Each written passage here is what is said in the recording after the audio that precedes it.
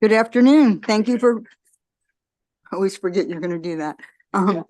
Thank you for visiting the Finance Committee. Today is Wednesday, March 13th. I'm going to read the bill order and we're going to start with Senate Bill 891, Senator McCray.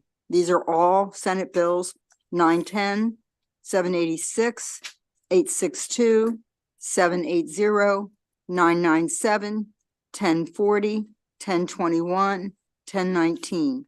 Now that's the planned bill order, but things happen. Some of our members have to be in other committees testifying. And so you'll see people coming and going. It's not that they don't want to listen to your testimony. It's that they have to appear on other bills. I'm going to ask the sponsors to take as much time as you need. And your panel members or all the other witnesses get 2 minutes. Please honor the 2-minute timer.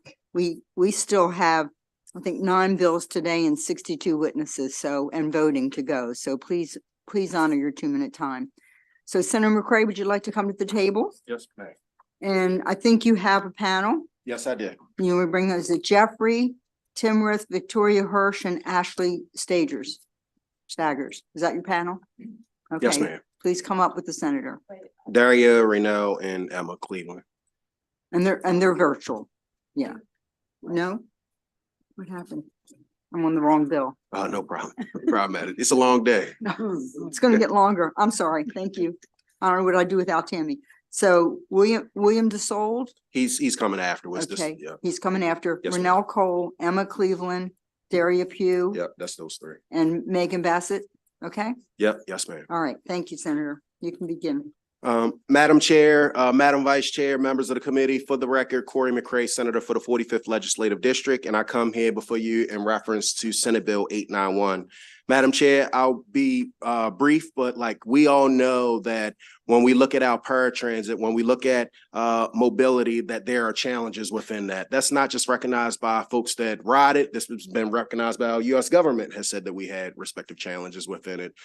This newspaper has also done issues on mobility and paratransit from that standpoint. What this bill does, Senate Bill 891, it asks us to make sure that we study the issue, that we get an independent study to make sure that as we move forward in the state of Maryland, that we're recognizing that we should all move forward, not some of us move forward, Madam Chair. Today, I have with you, as you had stated, Daria Pugh from the Disability Rights of Maryland, Renell Cole. She actually drives, and she's one of our operators. We have Emma Cleveland from the Amalgamated Transit Union, and we have a number of other folks that will step in and just deliberate on why this bill is important. Madam Chair, I just hope that we would do a favorable report for Senate Bill 891, and thank you. I'd like to go next. Thank you, Chair Beidel and Vice Chair Klausmeier and committee members for the opportunity to testify. We appreciate Senator McCray for recognizing the importance of paratransit for Marylanders with disabilities. I'm Daria Pugh, an attorney with Disability Rights Maryland. DRM defends and advances the civil rights of Marylanders with disabilities. Reliable public transportation, including paratransit, allows people with disabilities to access their community, employment, healthcare, and education. DRM, along with 20 other organizations, supports Senate Bill 891 because it creates an independent study of Mobility Link, which will provide recommendations to our policymakers on how to improve our paratransit. MTA's paratransit has had its deficiencies for decades, leaving riders to carry the burden of poor service. There have been efforts to hold MTA accountable to make improvements, but mobility riders still face unreliable service.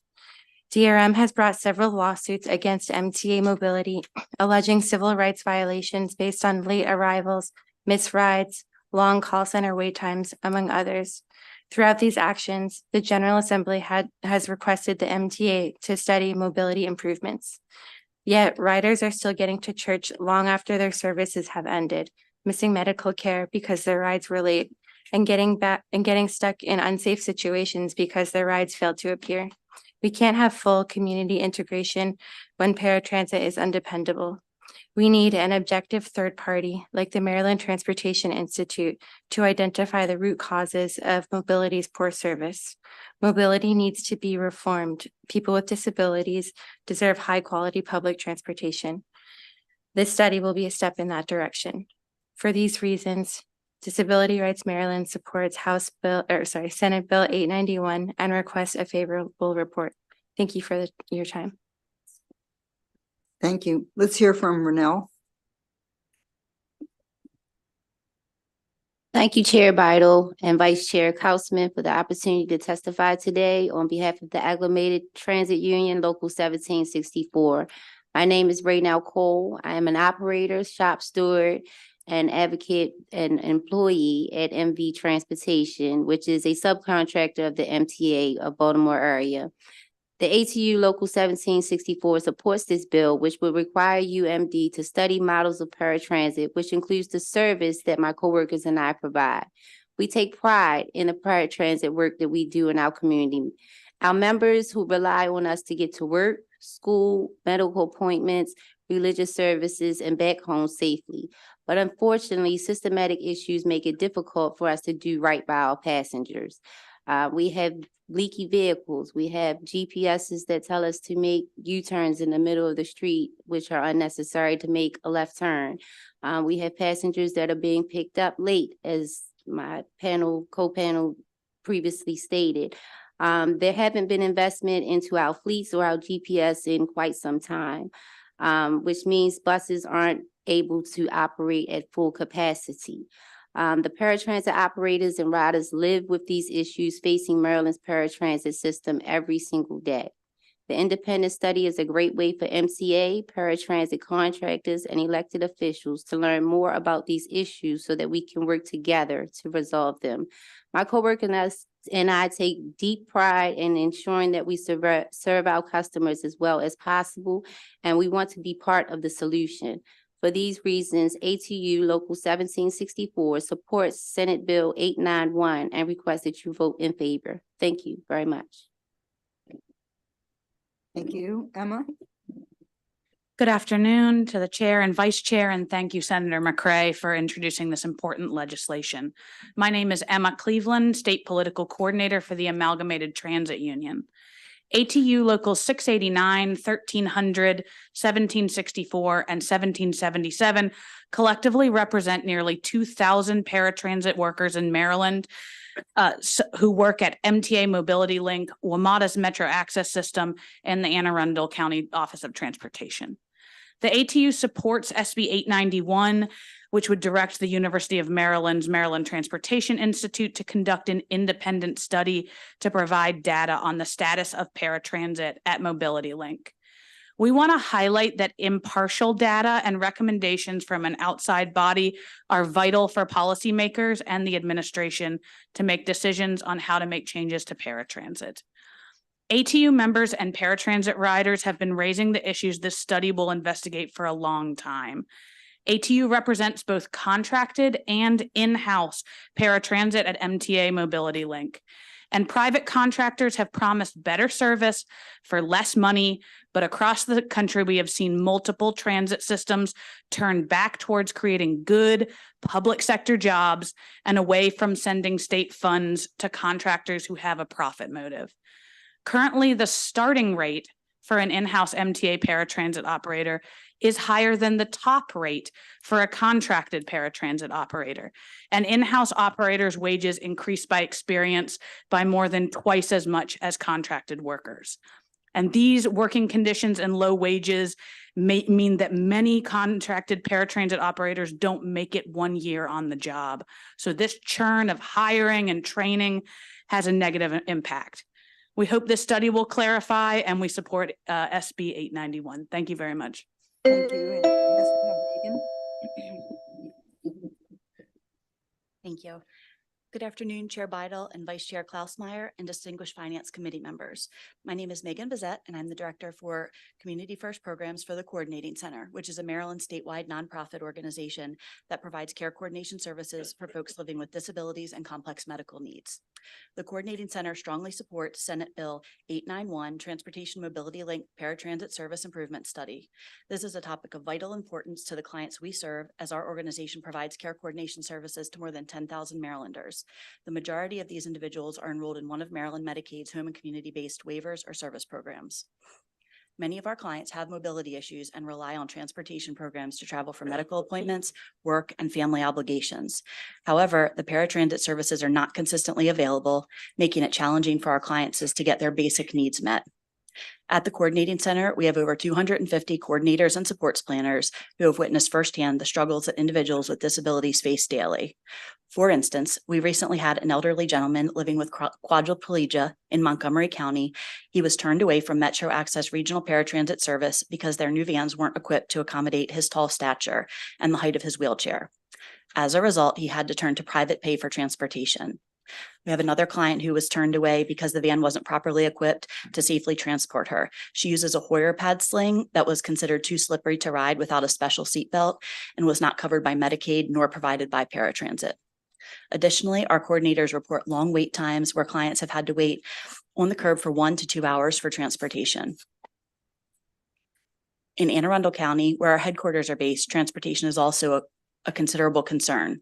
MTA mobility is not an option for many of our clients because they do not live within the designated bus routes. The alternative is paratransit. You can only call the general paratransit office 24 to 48 hours in advance of the appointment to request transportation, but they are booked out weeks with their regular transports, such as for dialysis.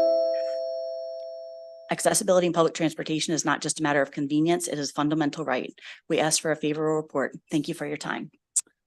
Thank you, Megan, and thanks for the work the Coordinating Center does. I'm pretty familiar with your work, so thank you.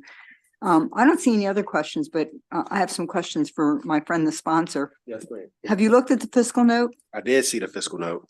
Have you talked with the University of Maryland? Because they have not weighed in, and it looks like it's a cost to them for $448,986. Yep, Madam Chair, I'll make sure that I reach out to the University of Maryland. It's folks have said that they thought that it was 150,000, but I'll reach out to get the appropriate amount. Yes, I ma'am. think the 150 looks like, I don't know what the 150 is. I thought it was the state's cost, Yeah, but then University went. So if you can get back to us with that, and I know this is a really important issue, but yes, ma'am.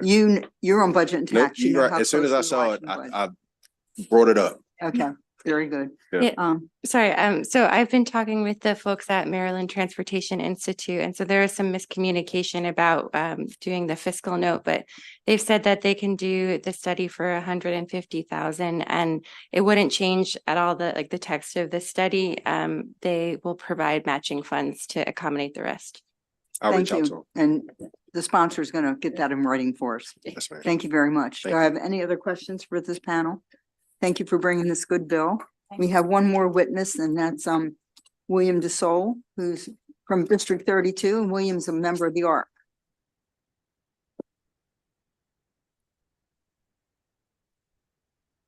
Good afternoon, Chairman and Chairwoman and Vice Chair.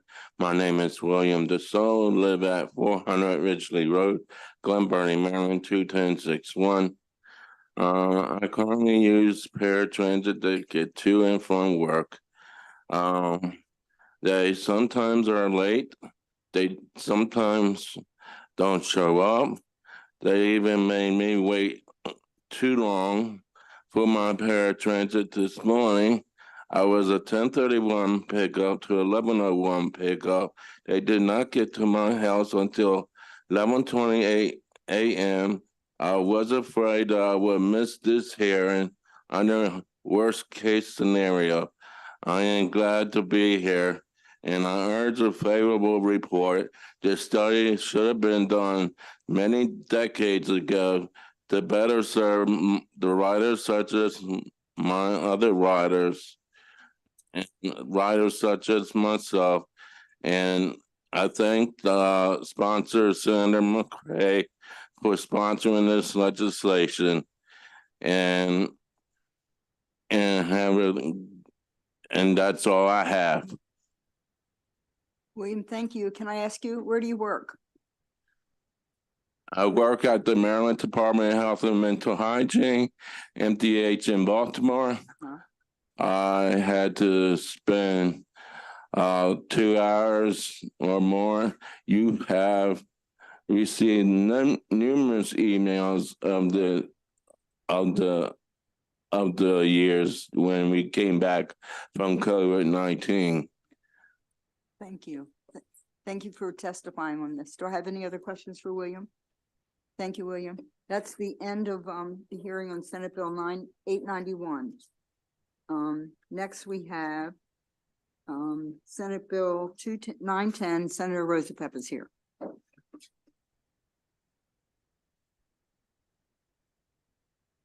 Senator, it's just you, so you have the Just time me. that you need. Thank Just you. me, no panel. Yeah. And it's not an apprenticeship bill you'll be glad to hear as well. But it does have to do with work. So, and there are amendments that I've submitted along with it. But basically, as you know, there's been increasing attention to the need to have folks who have skills, but not necessarily degrees, be able to fill jobs where people need their skills. There are national studies that show there are over 70 million people who have the skills required for jobs that often employers are requiring degrees for, and therefore the employers are not reaching people who could actually do the job. And not last year, in 2022, Maryland became the first state in the country, and now a lot of states have followed in terms of state hiring to examine where they could eliminate degree requirements and put in skill requirements. And the Moore administration has embraced it, exactly what the Hogan administration launched, is because, as all of us know from our own experience, skills are not degrees and degrees are not skills. They're both important, but they're different. And so it's easy for employers increasingly to drop degree requirements when they're not required by licensing, as they are in healthcare and a whole variety of areas. But in most areas they aren't. IT, there are very few degree requirements, for example. Customer service, very few degree requirements. I can get down the list. The challenge is actually helping employers improve their ability to do skills-based hiring, because it takes work. It's not just checking a box saying, does so-and-so have a high school degree? Does so-and-so have a college degree? You have to actually figure out how to measure their skills. So working with the Labor Department, we developed this bill to basically have the Governor's Workforce Investment Board basically do a study in Maryland to get some data on this, what private sector employers are doing. We know more of what public sector employers are doing, and see who's got good models, who has ideas about how to do this, and how we can help employers as they increasingly want to move to skills-based hiring. We included in the budget that was on the floor today, $150,000 for the Department of Labor to conduct this study. And that's it, Madam Chair. Do I have any questions for Senator Rosapep? I do not see any questions. Thank you for your testimony. Thank you. Thank you. That ends the bill hearing on Senate Bill 910. Is Senator McKay here? Okay, our next bill is going to be Senate Bill 786. Senator McKay's on his way. Is Lance Kilpatrick here? Yes, ma'am. Lance, come on up. Brandon Butler. And Charlotte Davis. You'll be all ready for the senator when he gets here. I hope he's on his way. He said he is. This will be Senate Bill 786. Just wait just a minute. We can all take a breath anyway. It's been a busy day.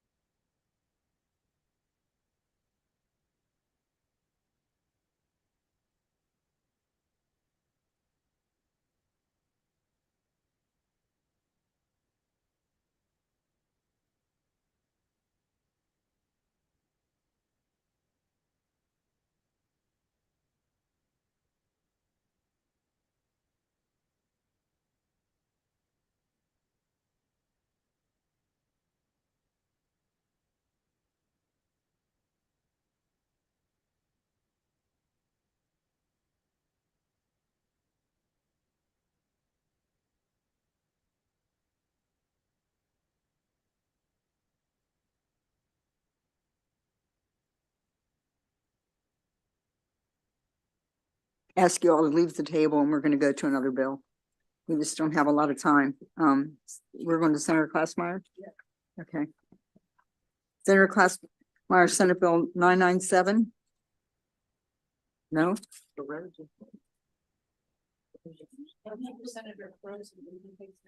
Okay. All right, Senator Crozer, would you like to come up and present your bill?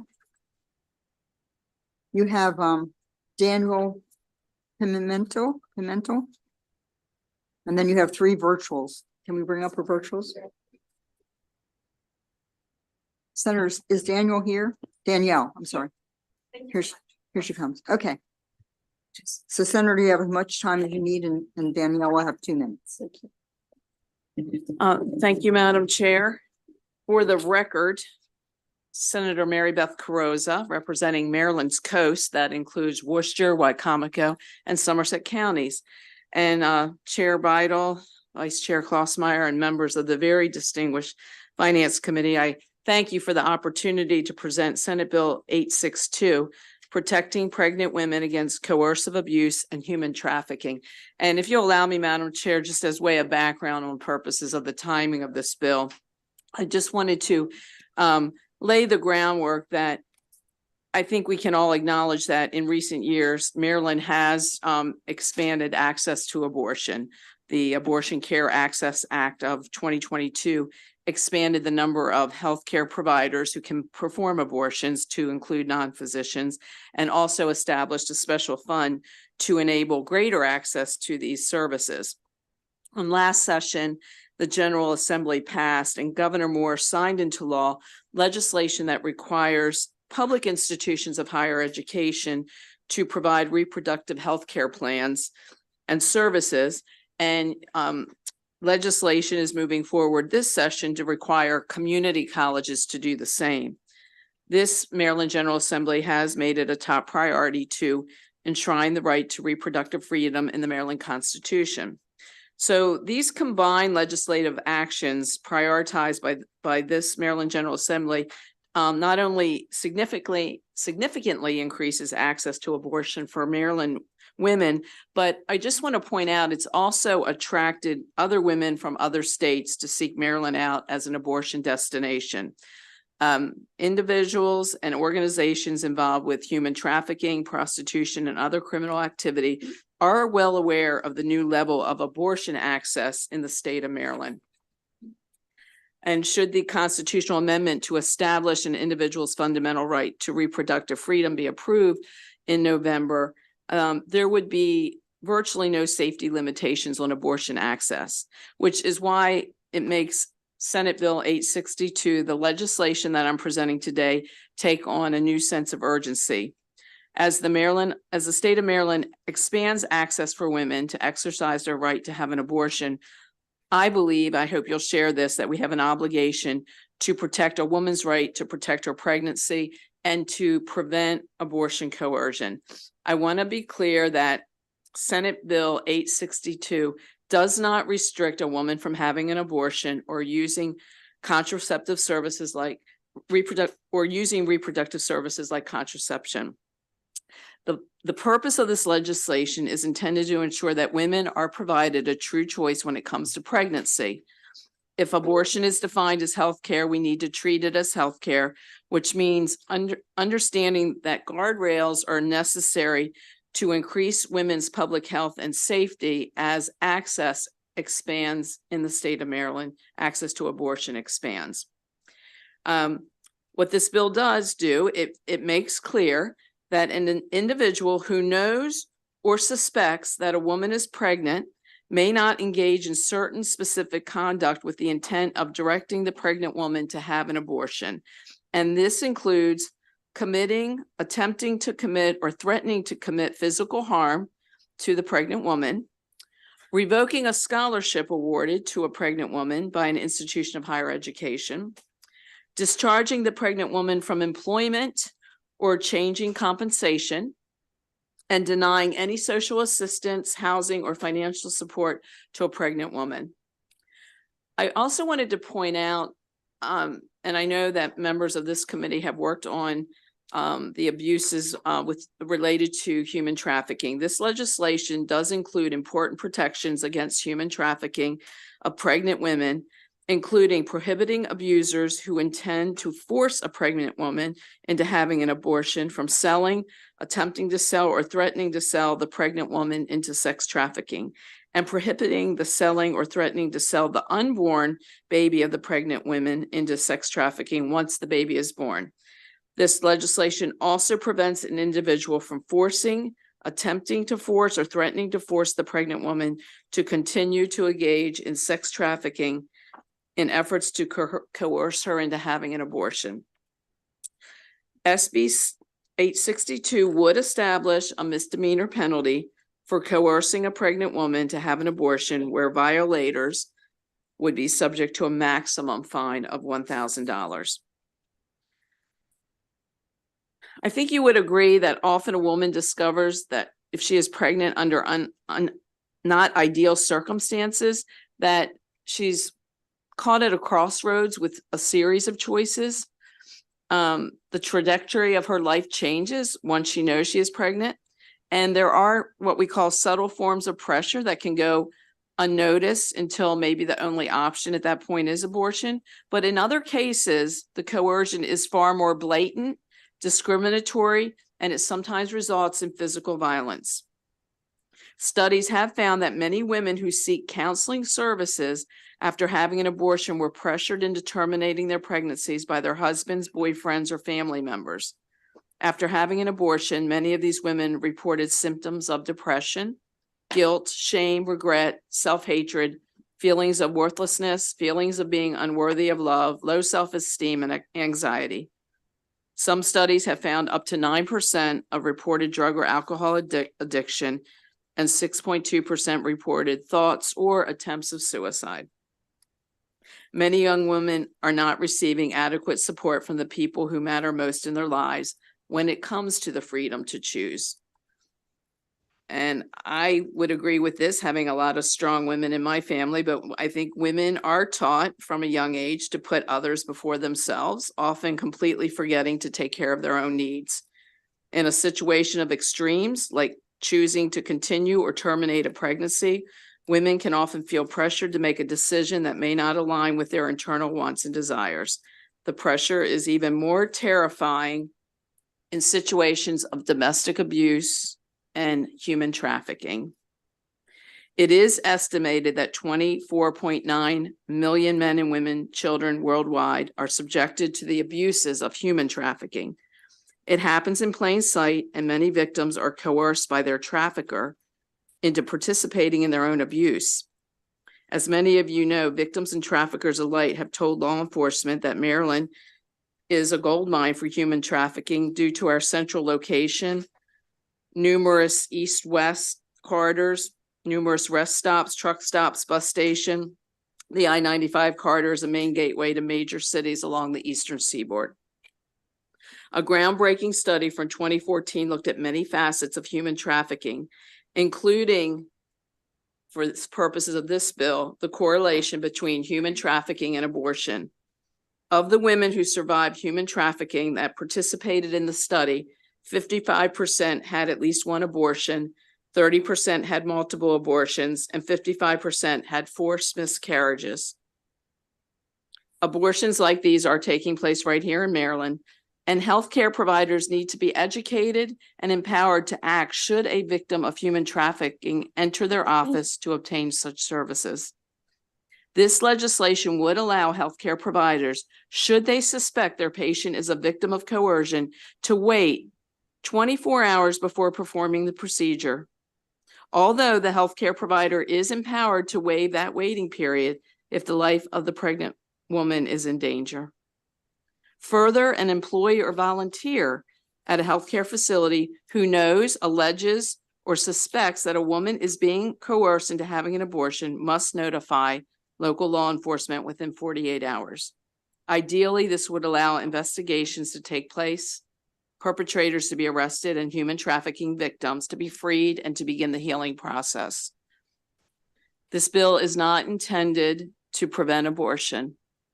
The bill is intended to prevent women from being further victimized by a system that does not value them. This bill empowers women to seek action and to prevent the perpetrator from continuing to coerce other women into abortions. The bill allows women to have a true choice.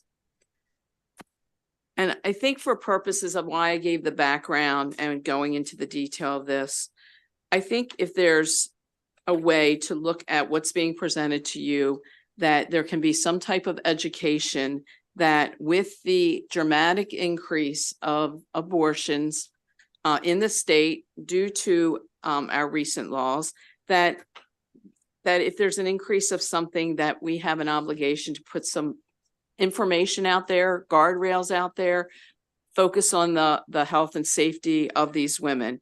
So I'm presenting this to you, Madam Chair, Vice Chair, and members, that if this is not the approach that you want to take, to ask that if you could work with us, whether it's this bill or on other measures, on how we can have some education out there about especially those women that where there's actual forced coercion and something could possibly be done about it, especially with the aspects of human trafficking.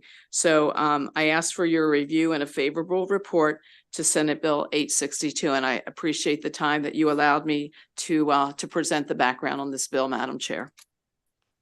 Thank you. You want to go next? Thank you. Good afternoon. My name is Danielle Pimentel, Policy Counsel at Americans United for Life, and today I urge your opposition of this bill, which is partly based on one of our model bills. And as Senator Carosa, You're supporting this bill. yes, Okay.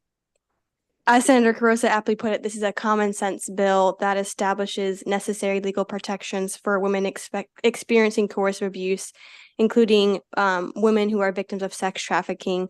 And I want to highlight specific provisions in the bill and its benefits. And yes, to clarify, I am in support of this bill. I apologize if I had a misslip of my words. First, I want to highlight that the bill, as Senator Carosa put it, prohibits an individual from engaging in various coercive acts against a pregnant woman in order to force her to have an abortion.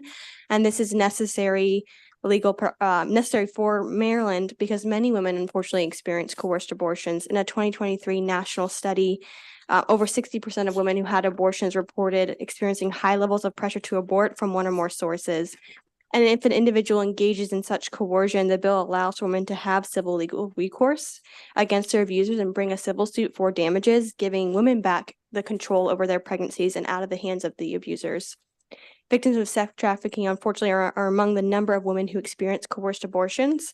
And to help combat this, the bill requires that abortion providers ask the pregnant woman prior to the abortion and while they're in private, whether she's being coerced or if she's being sex trafficked. And this bill would also require the provider to offer the pregnant woman information about assistance, counseling, and protective services offered by social services and law enforcement, as well as provide her with a telephone or an alternate exit from the facility if need be.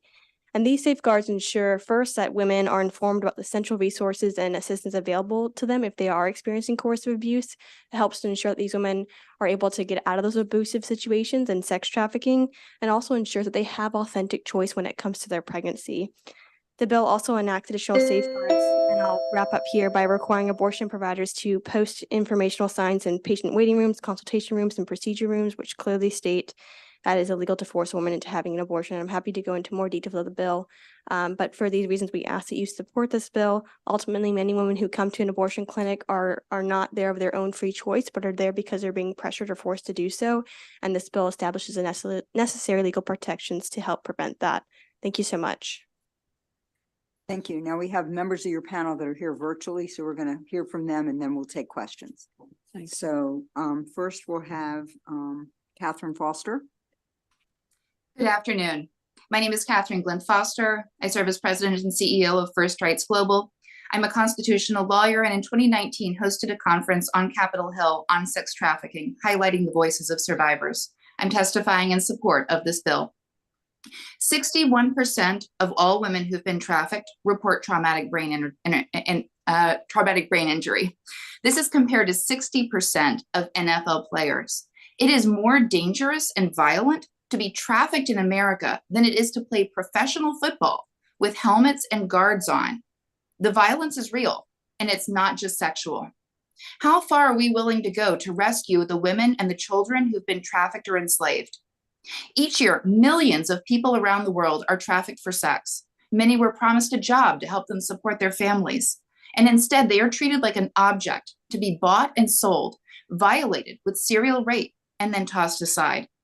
Now, we may think this is a problem only outside our borders, but we'd be wrong. If you've seen the posters at doctors' offices or rest stops, they are warning us of a real problem here at home. Tens of thousands of women and children in the US every year, and we know these people. It could be our daughters who are kidnapped or tricked. In the last decades, the internet has made the problem worse and worse. But one of the most effective tools that we have to combat the depths of this depravity is law enforcement action, passing good laws like this one and following through. Because traffickers often try to cover up their crimes. They know what awaits them in prison. They try to cover up the 71% of trafficking victims who were impregnated by trafficking and the 21% who report 5 or more pregnancies.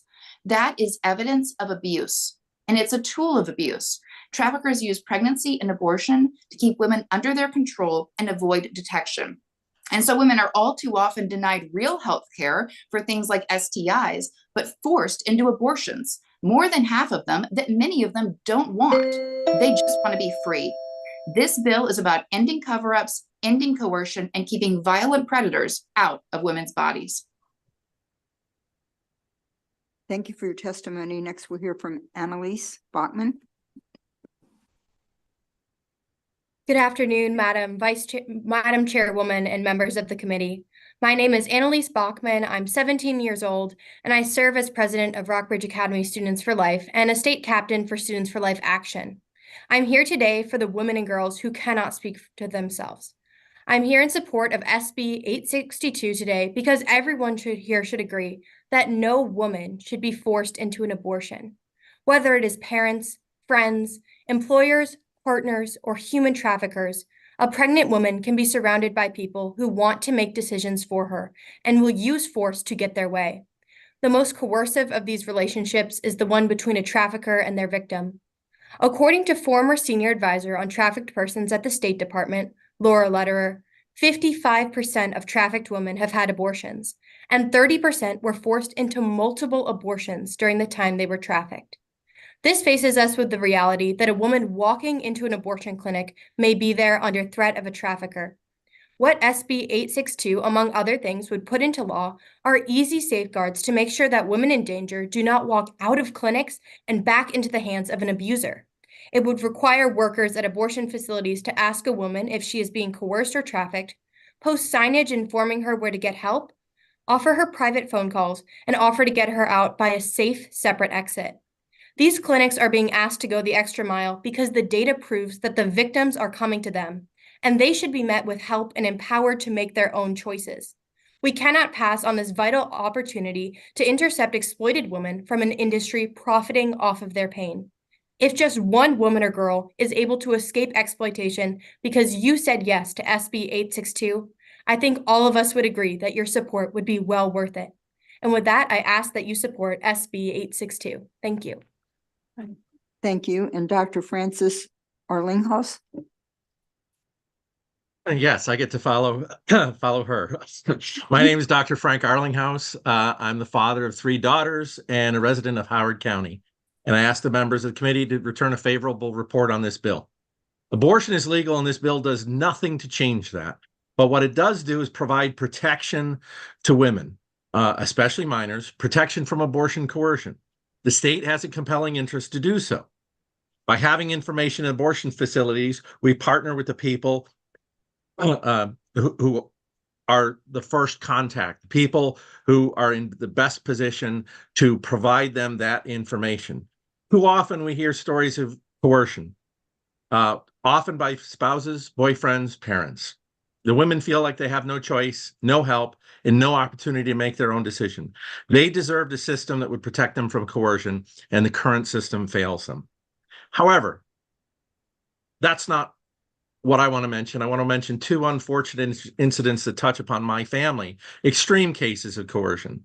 I'm here on behalf of my daughter, Teresa, to share the story of her friend, Kaylee. She and her child were victims of violence perpetrated by the father of her child. She was 5 months pregnant. She was a vibrant teenager, happy to be pregnant. She was choked with a scarf on Wednesday. She died on Saturday. In between, her child died. She was kicked in the stomach. The assault didn't stop there. The death by strangulation after the assault, the death of the baby, all of these were an attempt to make sure she didn't have the baby. I'm also a resident of Howard County. In September 2017, we had an unfortunate murder of Laura Wallen. She thought she was going to be getting engaged, but instead she was executed along with her unborn baby by her partner. These are extreme examples that have touched my family, and I know they're extreme, but they have touched my family. And these are two of the reasons we have to change how we protect women. We have to help women, and this is about helping them. Thank you. Thank you for your testimony. Do I have any questions for the sponsor panel or the sponsor? I don't see any questions. Thank you for bringing your bill. Thank you, Madam Chair. Thank you, members of the committee. We have 3 more favorable to testify and then 1 virtual. So Michael New, Jeffrey Trimbath, and Maria Hayden, if you're here.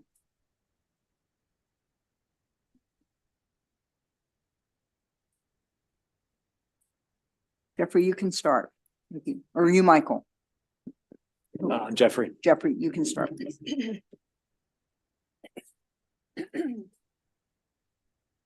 Good afternoon, Madam Chair Beidel, Vice Chair Klausmeier, and members of the committee. My name is Jeff Trimbath, and I'm the president of the Maryland Family Institute. I'm grateful for the opportunity to recommend a favorable consideration of SB 862 to stop the repeated coercion of women receiving abortions in Maryland.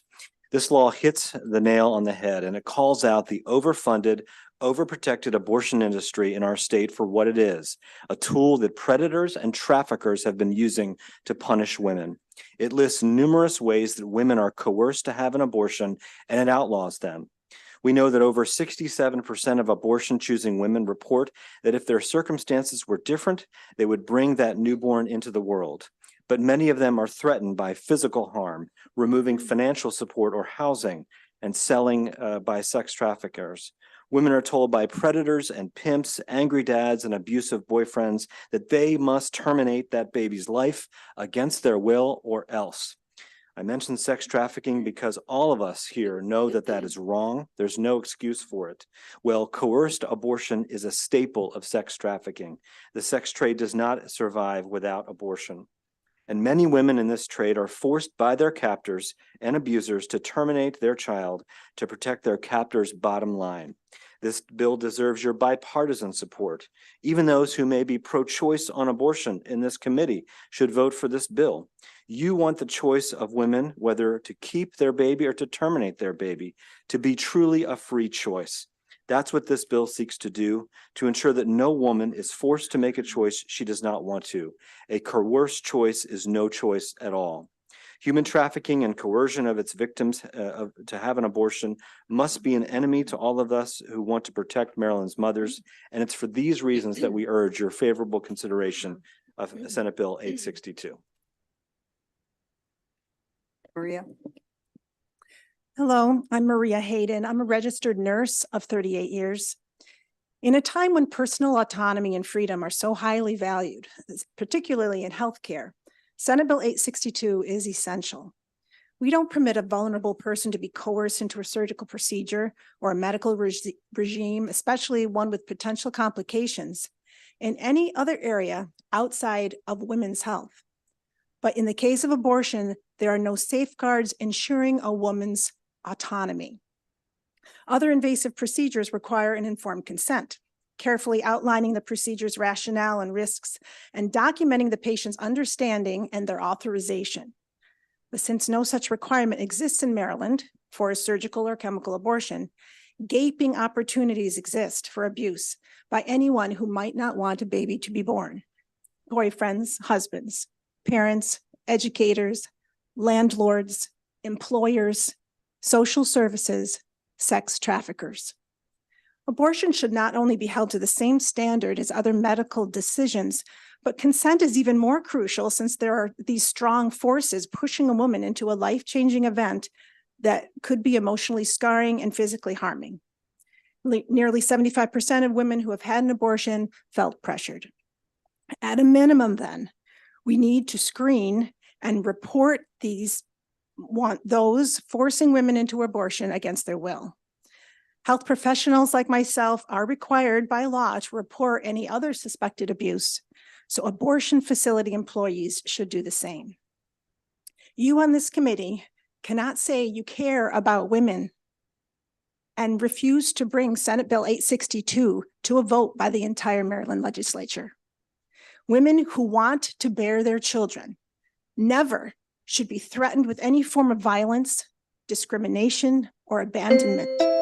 They should never be prey to exploitation, intimidation, or injustice. It should be illegal. Thank you. Thank you. And we have one virtual witness.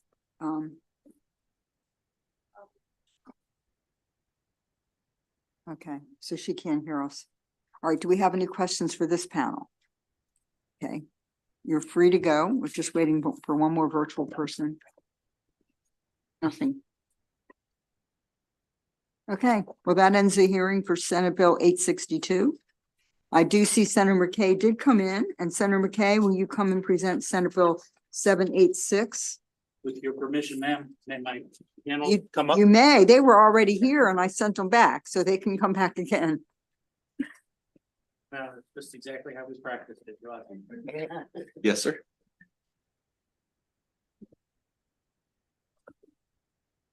Well, Madam Chair, Madam Vice Chair, members of the committee, you know, one of the things that I learned in the House was to find a lane and stick with it and become possibly the subject matter expert.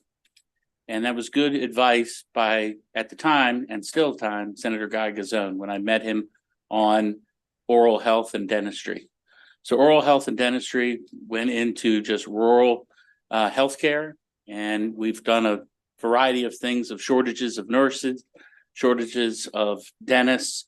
And I bring to you a bill, Senate Bill 786, that is going to attack something that's across the state, but especially in District 1 that I represent, becoming a shortage of pharmacies and how we can move forward with that.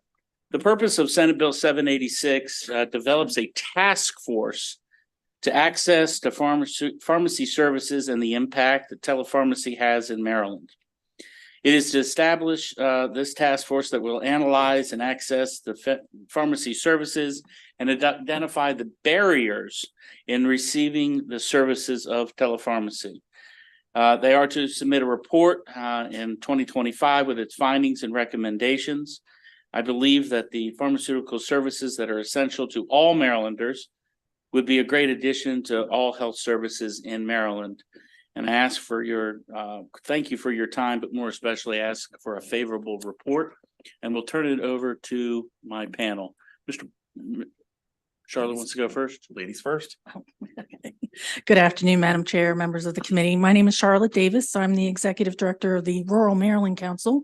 We're an independent agency located in the Maryland Department of Agriculture here in support of Senate Bill 786, the task force to create, examine access to pharmacies and telepharmacy programs.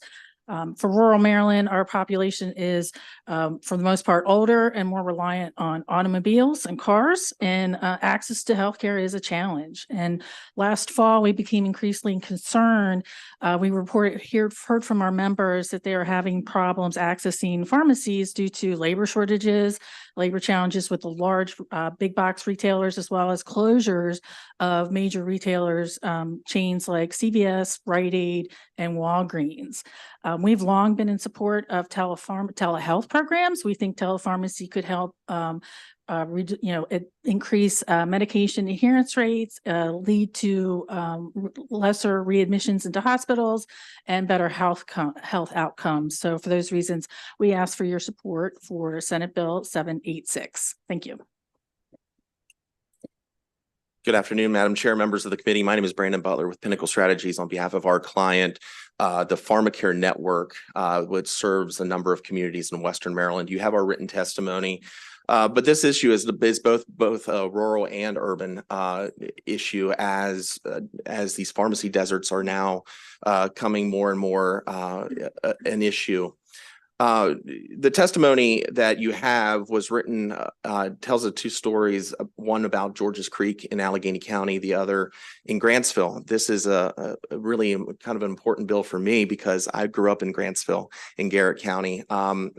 In Main Street, there was Beachy's Pharmacy. It was just down the street from the Exxon gas station owned by Senator Edwards at the time. Beachy's Pharmacy was owned by a guy named Jerry Beachy. His wife ran the cash register. He was the pharmacist. He was also the mayor of Grantsville at some point, so he dispensed more than just medicine. Upon retirement, he turned it over to the PharmaCare Network, and they tried their best to make a go of it. But due to lower population, higher costs, the need to find workers, as all of your businesses and your communities are aware of, this mainstay of Main Street was ripped out from this town. So that's what this task force is about.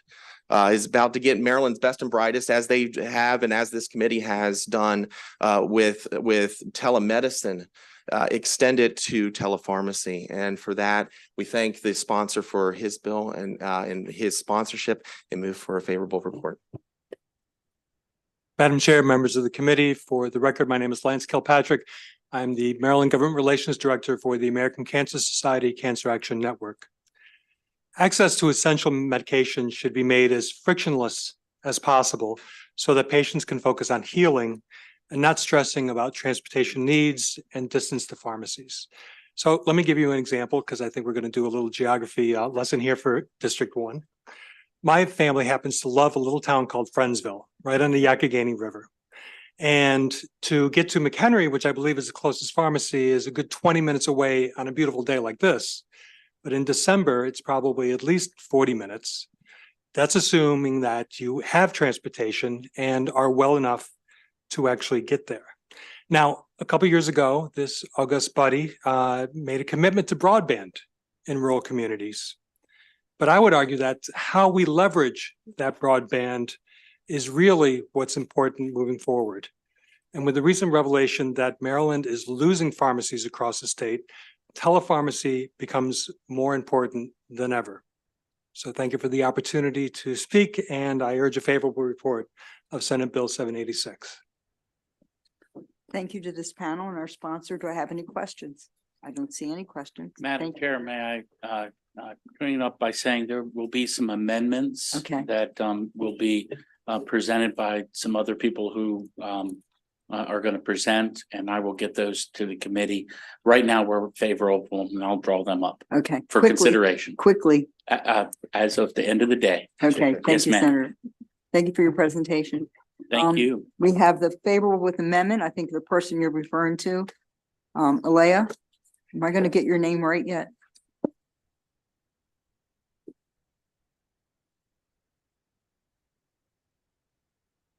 Good afternoon, Alea Horton, Executive Director of the Maryland Pharmacists Association. We are in support of this bill with a few amendments that we think they're friendly amendments that we think can improve the bill. I'll just go through them quickly. They have been sent to the senator, but just to give some perspective on what we're looking for.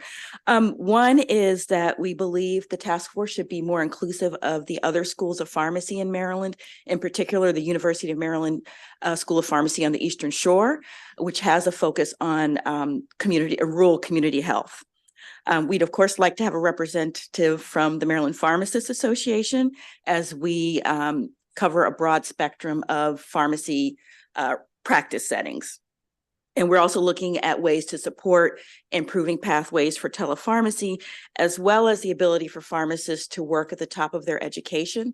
And so a lot of times we come to the legislature looking for different changes in scope of practice. And the question is always about, well, what's needed? What are the access challenges? And we believe that this task force has an opportunity to really look at the access needs, particularly in health professional shortage areas, in rural communities and other vulnerable populations in the state. The other item is that it says pharmacy services, and I think it's pretty clear pharmacy, but we wanted to have the language modified to say pharmacists provided clinical services to really look at the expanded opportunities for pharmacists to serve. Let's see, and to look at not just methods, but to determine regulatory or legislative changes needed to make it happen. And then finally was that I don't believe that we need to research opportunities for additional pharmacist education. It's pretty expansive, and we are well aware of what pharmacists can do around the country. And so the senator seemed open to those, and so I hope we can move forward with the bill. Thank you. Thank you, Leah. Do I have any questions for this witness? No questions. Thank you for your testimony. That ends the hearing on Senate Bill 786.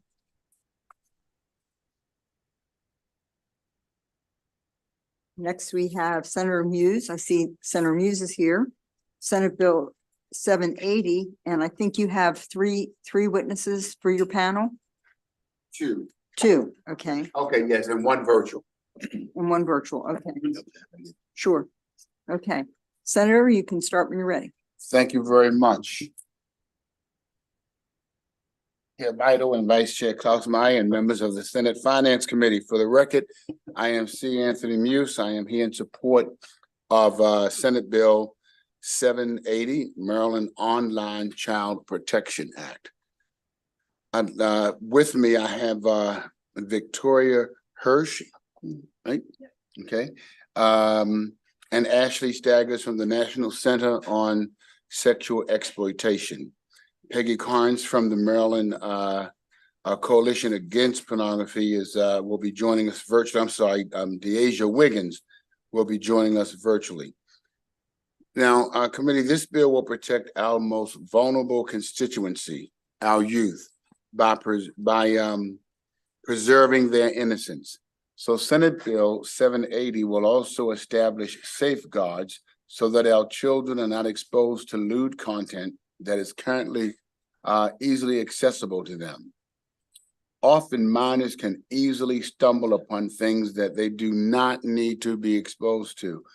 As amended, SB 780 would require a manufacturer of cell phones, tablets, and gaming devices that are sold to minors in Maryland to have default filters installed to block obscene material and content.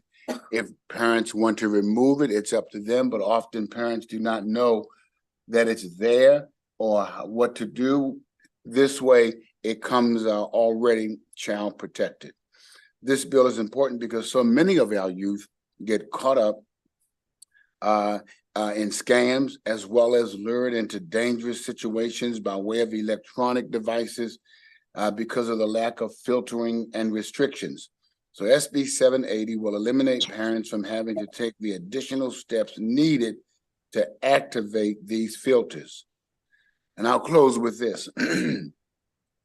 I'm sure the opposition will say this bill is not necessary. There is some opposition, but I have since prayed about it, and I think they've all withdrawn their opposition. Okay, that's not true. Okay, whatever. But adults, they'll say, well, they are already parental control features and filters that are available. However, this is not working because our children are being targeted through their electronic devices. In fact, today, you'll hear from one of the youth advocates who is on virtually, and she's also a survivor of sex trafficking. And she spoke to me about the importance of this legislation and how she and other kids are being targeted through their tablets and cell phones. So colleagues, you have the written testimony from the National Center of Exploitation, and you'll hear from them shortly, and they'll further explain the importance of this bill and what they encounter every day working with victims of sexual exploitation. And they'll emphasize that this legislation simply imposes a small burden on manufacturers to turn on the default filtering software when the device is activated for a minor, which is in line with the current law in Maryland, which is a crime to distribute obscene material to children. And lastly, we will continue to lose our young people to online predators and having their minds filled with obscene materials. Therefore, Senate Bill 780 provides for balanced safeguards. It empowers parents to better shield and protect their kids from inappropriate content without limiting rights to access for adults. I urge a favorable report on this bill as amended. With that, I'll stop and go on to the panel.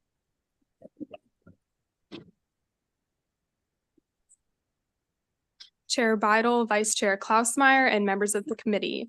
My name is Tori Hirsch, and I'm a Maryland attorney with the National Center on Sexual Exploitation, and I urge you to support SB 780. The roadmap for this bill comes directly from the United States Supreme Court's important First Amendment decisions in Reno versus ACLU and Ashcroft versus ACLU, where the Supreme Court struck down age verification laws at the internet platform level, the ISP level, meaning at the source. In Ashcroft, the Supreme Court explicitly stated that filtering pornography at the device level was the best and most constitutional means of protecting children from harmful content. To quote the court, it stated, "Blocking and filtering software is less restrictive and most effective as a means of restricting children's access to pornographic material. Filters are less restrictive because they impose selective restrictions on speech at the receiving end, not universal restrictions at the source," end quote. Through this type of filtering regime, children are protected from obscene material and adults are allowed unimpeded access. As stated in the Ashcroft case, no chill on free speech is implicated by a filter at the user level because no speech is censored for any adult who wants to hear or see the speech. This constitutional solution imposes a small burden on the manufacturer, simply requiring existing filtering software to default to on when a device is activated by a minor. Any argument to the contrary is difficult to accept since manufacturers can default to on as easily as they can default to off, as they do currently. In fact, Apple recently did exactly this for smartphones used by children ages 12 and under. All this bill is asking is that manufacturers default to on for all minors below the age of 18, which is in line with Maryland law, making it a crime to distribute obscene material to children. Maryland SB 780 passes constitutional muster and will protect minors in Maryland. Thank you. Thank you. Our last witness. Madam Chair and members of the committee, my name is Ashley Staggers and I'm a public policy fellow with the National Center on Sexual Exploitation. I'm also a survivor and strive to work in this field following the sexual abuse I experienced from ages 12 to 14, and I'm asking you support 0780. During the first year of my abuse, as I lacked the understanding to comprehend what was happening to me, I asked my phone if what was occurring was normal. I was shown porn which confirmed that the violent, confusing, predatory nature of the acts taking place in my 12-year-old bedroom were normal, and I kept silent. I believed I was complicit, and when I was confused about what was occurring, I continued to find this information that told me it was okay. A nationally representative survey of U.S. teens conducted in 2021 found that 84.4% of 14 to 18-year-old males and 57% of 14 to 18-year-old females have already viewed pornography. Researchers analyzing the content found in at least 1 in 3 and in as many as 9 in 10 porn videos show physical violence or aggression. Porn teaches children that women are objects to be abused and violated. Dozens of studies have found that porn significantly predicts increased sexual aggression. In fact, research indicates porn consumers are more likely to sexually objectify and dehumanize others, more likely to express an intent to rape, less likely to intervene during a sexual assault, more likely to victim blame, more likely to support violence against women, more likely to forward sex without consent, and more likely to commit actual acts of sexual violence. Despite how unrealistic porn is, research indicates many young people trying to report copying porn in their own sexual encounters. For my young mind, pornography validated the acts of my perpetrator and allowed the sexual abuse to continue for years. I didn't know that these filters, which would have protected me from obscene content, existed until I started working with Nkosi, and I'm 24. To say my parents should have known is folly, spoken from the inability to hold tech accountable. To say they could have watched videos and educated themselves on how to turn on these filters is to say that they knew there would be danger in their daughter seeking help and finding destruction instead. To place blame on parenting is to transition blame from corporations who are creating these devices and are already aware of the harms and subsequent protections in place that they have the power to implement. The burden cannot be on millions of parents and guardians trying to protect their kids from every problem in the world as best as they can while their child grows. The burden needs to be on corporations who have one singular focus and therefore have the bandwidth to do their job properly, to turn these filters on. Corporate greed cannot be prioritized over protecting our youth. Thank you. Thank you, Ashley. And next for your panel is virtual Ms. Wiggins. Hello, good afternoon, Chairman Bidle and honorable members of the committee. My name is Deasia Wiggins, and in 2020, I moved from Prince George's County, Maryland to Houston, Texas.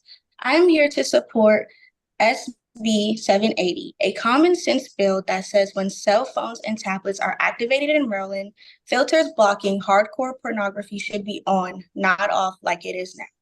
One of the realities that Nkosi talks about, and I have personally lived, is that many forms of sexual exploitation are connected to each other. So, for example, the constant exposure kids are getting to very violent pornography through phones has led to an increase in sexual violence that kids are committing against each other. Nurses in emergency rooms across the country are reporting this. Everyone has these phones, but not everyone has parents to put filters on them to limit their use of the devices. I live with many relatives and then foster homes and then many group homes. And due to my lack of supervision, I had explored hardcore pornography, which created unrealistic ideas. I tried to imitate those scenes, which put me in very real world situations. Plenty of kids I knew and lived with access hardcore pornography at a young age and were too embarrassed or afraid to speak up like myself. This material is very violent, very degrading, and I believe that there is a link between pornography and bullying. Adults have no idea what we are seeing, and kids act out on other kids as a result. I have friends that have been choked, slapped, spanked, and raped because that's what people using pornography think sex is about. This is also happening to boys, not just girls. The situation could be quickly improved if it was harder to access pornography on our devices, automatically as SB 780 would require. Please don't tell me that it's hard for these multi-zillion-dollar companies to figure it out because that's a joke. The current situation is creating real danger and real pain. And I sincerely hope you vote for the kids.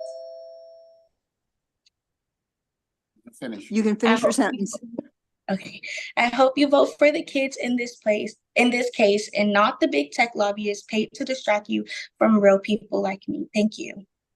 Thank you, Deasia. We have a question from Senator Reedy.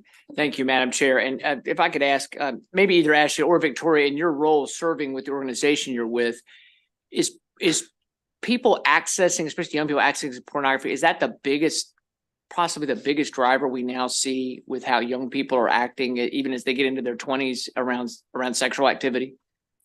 It's definitely a huge factor. There are multiple studies, and I can absolutely send you some things after that show. Fight the New Drug is a huge corporation that really focuses on combating pornography and its effects, but multiple studies have been done, and I even have a list of, I believe, 17 different studies that have been done recently that show the harms of pornography, both on the mental health and the physical health of teenagers, youth. And in addition to that, how it perpetuates the dehumanization and objectification of women and their bodies. But No, that's just one person actually answered the question. That's great. That's a great answer. I think if you'd send that to the whole committee, I think people, in my view, many years ago, we had a bill in another committee I was in about the dangers of pornography. And it was kind of like everybody's chuckling about it because I think there's a certain age group of people who think of pornography as like a magazine or something. And they know there's internet pornography, but they don't see it as any different. And it's just totally different what's out there and available for people. And I think everybody doesn't, we'll talk about it. We'll talk about not letting cigarette companies target children. We'll talk about tech companies not targeting and we had a child safe bill here this year, which, nothing wrong with that. We did a whole bunch of work on data privacy. This is a huge issue, I think. I'm glad you guys are here today. And if I could just ask the sponsor one question. And in your other job, in your ministry, have you experienced this being a huge factor in what's happening in relationships with not just young people, but marriage relationships and families with absolutely with our people who do the outreach ministry around such a in that arena? Many lives are broken and some forever. They never heal. So yes, this is a major problem that one step leads to another. And quite often they were exposed to it at a very young Quite age. many times, and that's where the problem is, because people, as you said, who think about pornography, they think, oh, that's no big deal. But that's the major step to one who is experiencing that, to feel as though it's okay, it's acceptable. For so many, and you would be surprised how many are under the age of 15 years old, and there absolutely is no way they cannot be exposed to that. Thank you very much. Thank you for the Thank you, Madam question. Chair. I don't see any other questions for the sponsor panel. Thank you very much. for Thank your you so testimony. much. Thank you. I think, is Jeffrey here? Jeffrey Trimmet, I thought so. You can come up. How are you? You're the last in-person favorable, so.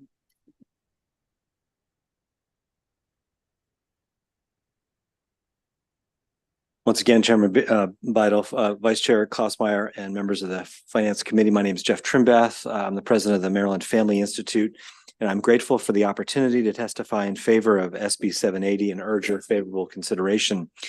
Porn is a scourge on our society. It exploits women, addicts our men, and ruins relationships. Porn is a particular problem for our youth today. Unlike when I was a kid, I could only access porn with an adult's involvement. Not that I ever did that, by the way.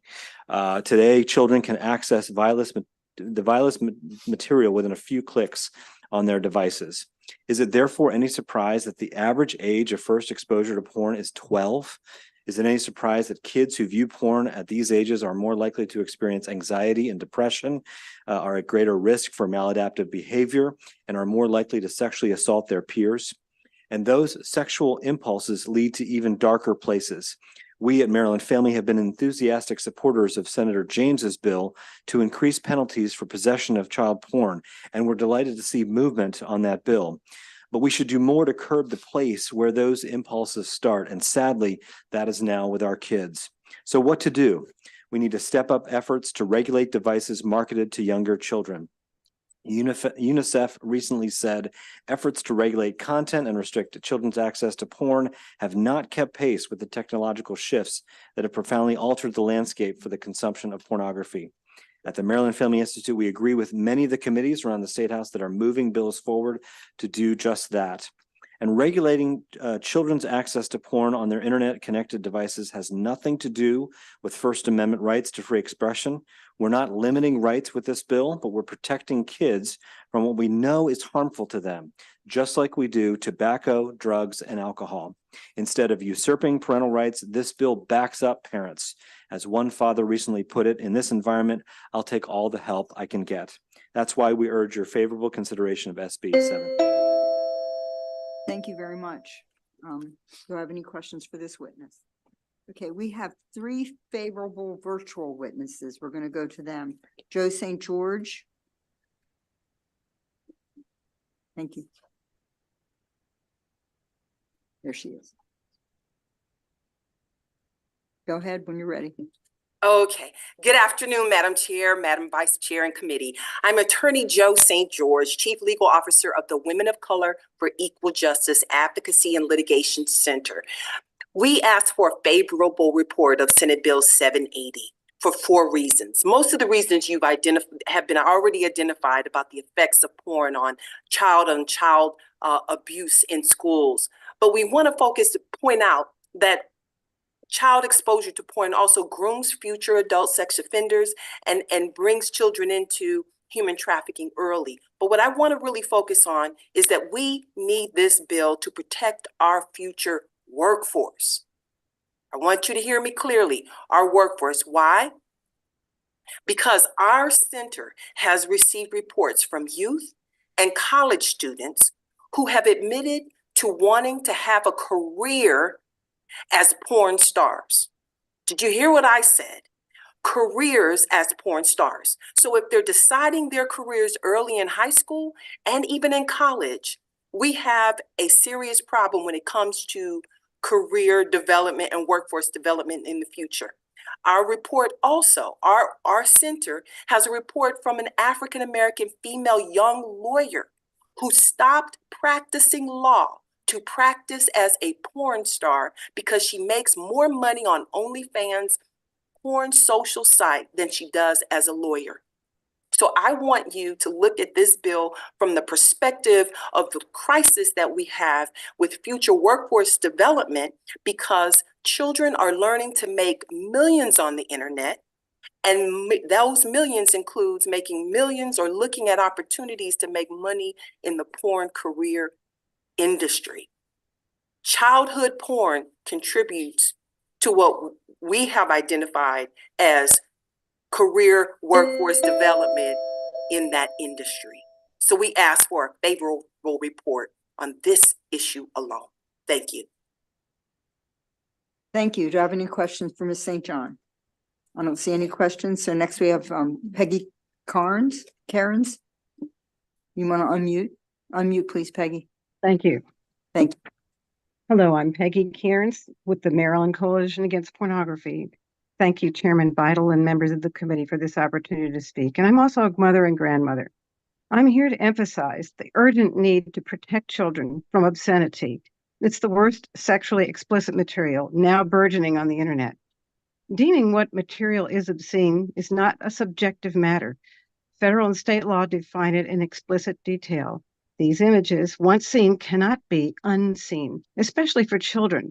So much violence and perversion is involved. Rape, multiple people, orifices, human waste matter, pedophilia, and bestiality. It can be traumatic, warping ideas about sexuality for life, and act as a de facto sex ed that contributes to child-on-child sexual predation. Regarding the constitutionality of age verification, this still drink for minors is minimally invasive. I included in my written testimony 2 links to articles about federal district court cases upholding the constitutionality of age verification laws that were passed in Utah and Louisiana. My mom told me about how she found her 6-year-old typing SEX. And when she asked him why, she heard that he was told this was how he could see naked ladies. Obscene results also pop up from innocent searches like water sports or Barbie. Let's take action to activate filters to get in the way of those searches for kids. We restrict minors from the use of alcohol, tobacco, and gambling. Let's get phones and tablets to do the same thing for obscenity. I am an unpaid volunteer in a nonprofit organization, in contrast to those arguing to keep the flow of porn customers coming, whetting appetites at earlier and earlier ages, like the tobacco industry did. My clients are our state's children. Ask your constituent families, the children, and they would urge you, please move this legislation forward. Thank you. Thank you. Do I have any questions for this witness? I see no questions. Thank you. Our next witness is Kat, and she doesn't have video. She'll just have audio. Kat.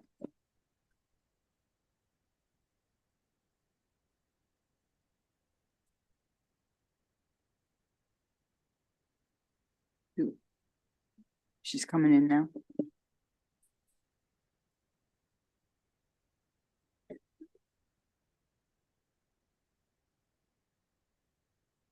You may need to unmute.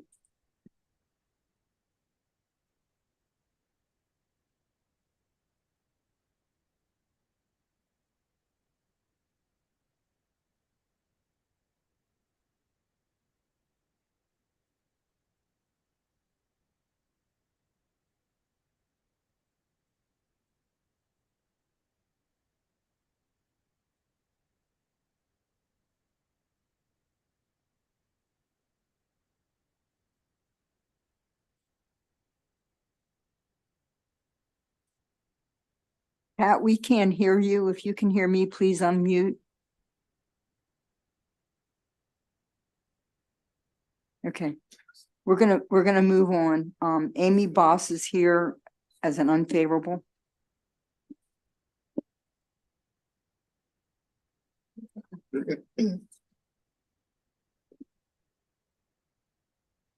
Good afternoon, members of the committee. Thank you for the opportunity to testify. My name is Amy Boss. I'm the Director of State and Federal Affairs at NetChoice, a trade association of leading internet businesses.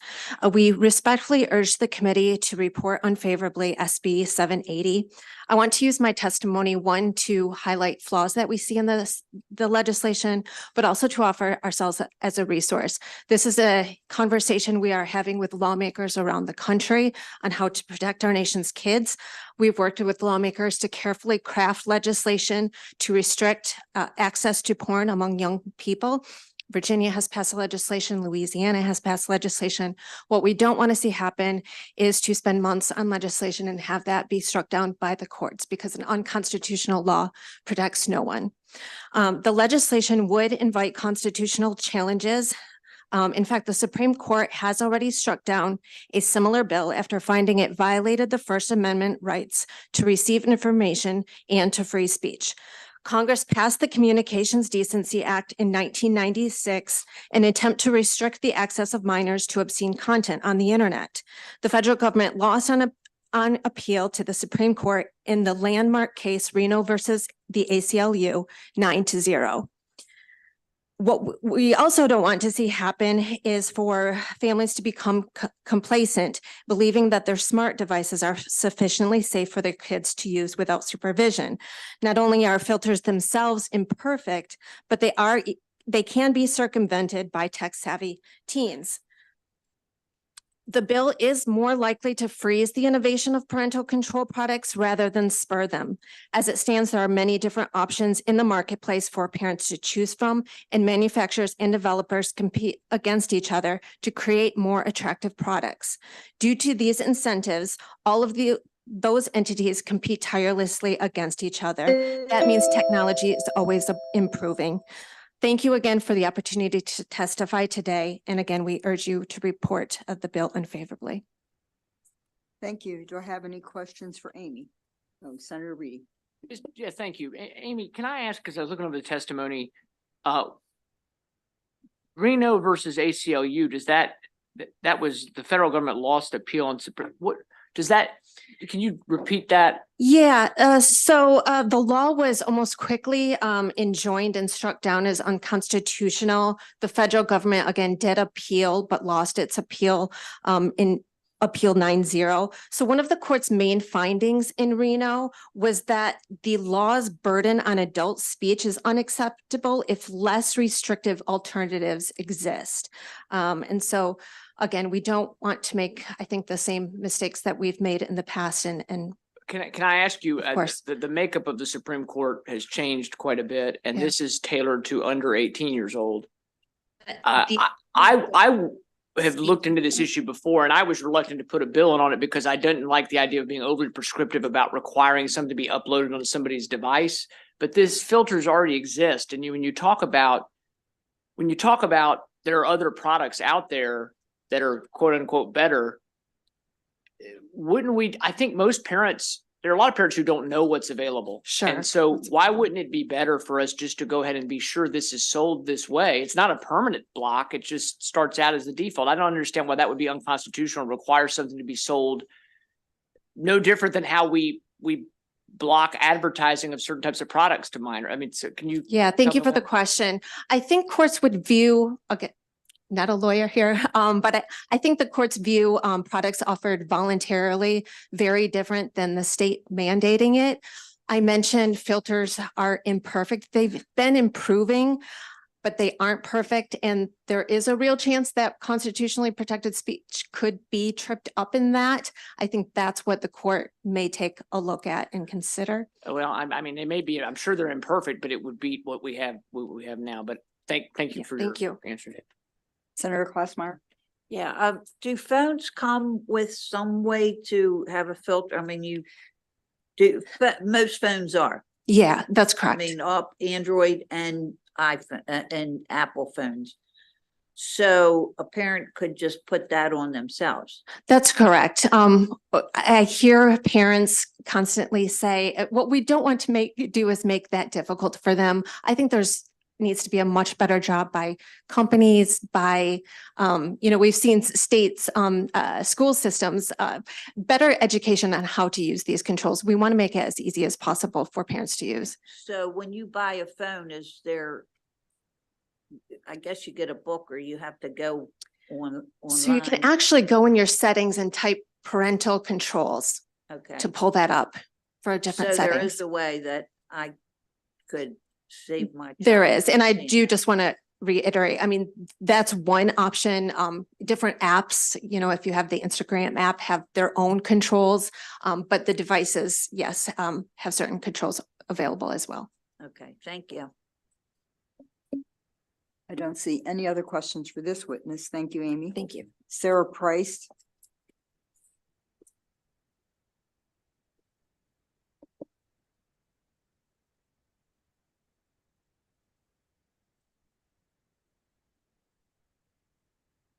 Thank you, Madam Chair. Sarah Price here from the Maryland Retailers Alliance informationally on this legislation.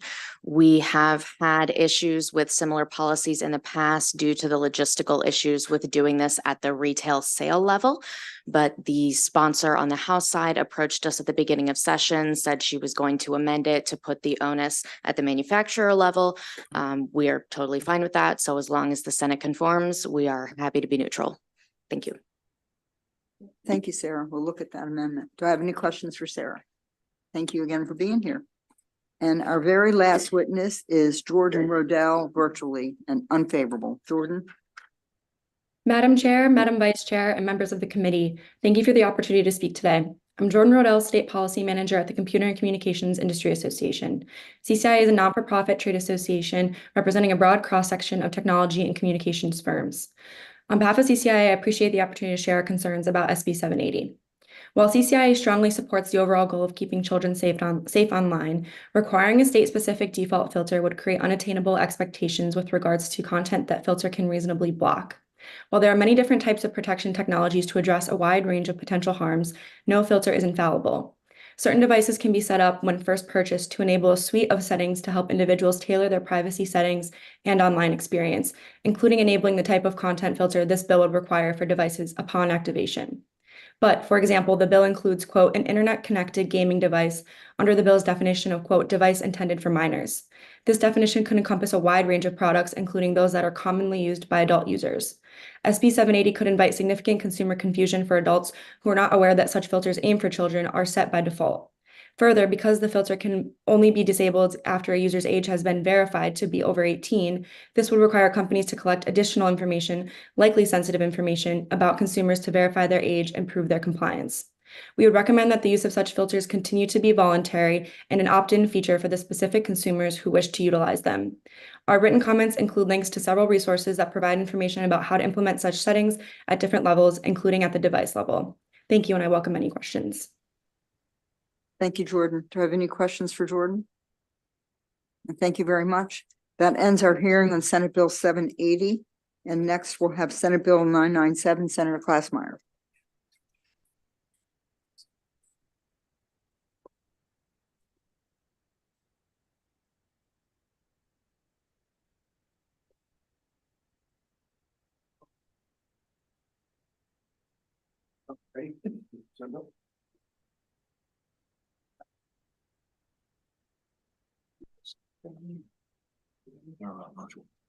Oh, she's virtual. Yeah, our other two are virtual. Senator, they're favorable with amendments. The other two, Shelley and Kathleen. Okay. Senate Bill 997, Health, Vital Records, Electronic Filing and Storage. Thank you, Chair Vidal and members of the fantastic Senate Finance Committee for the opportunity to present Senate Bill 997, which will establish a process for vital records such as birth and death certificates to be filed electronically and stored in an electronic database.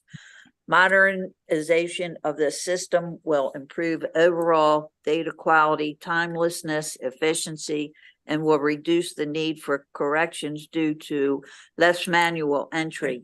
Making these records electronically will also allow easier access and tracking of documents for professionals and the general public.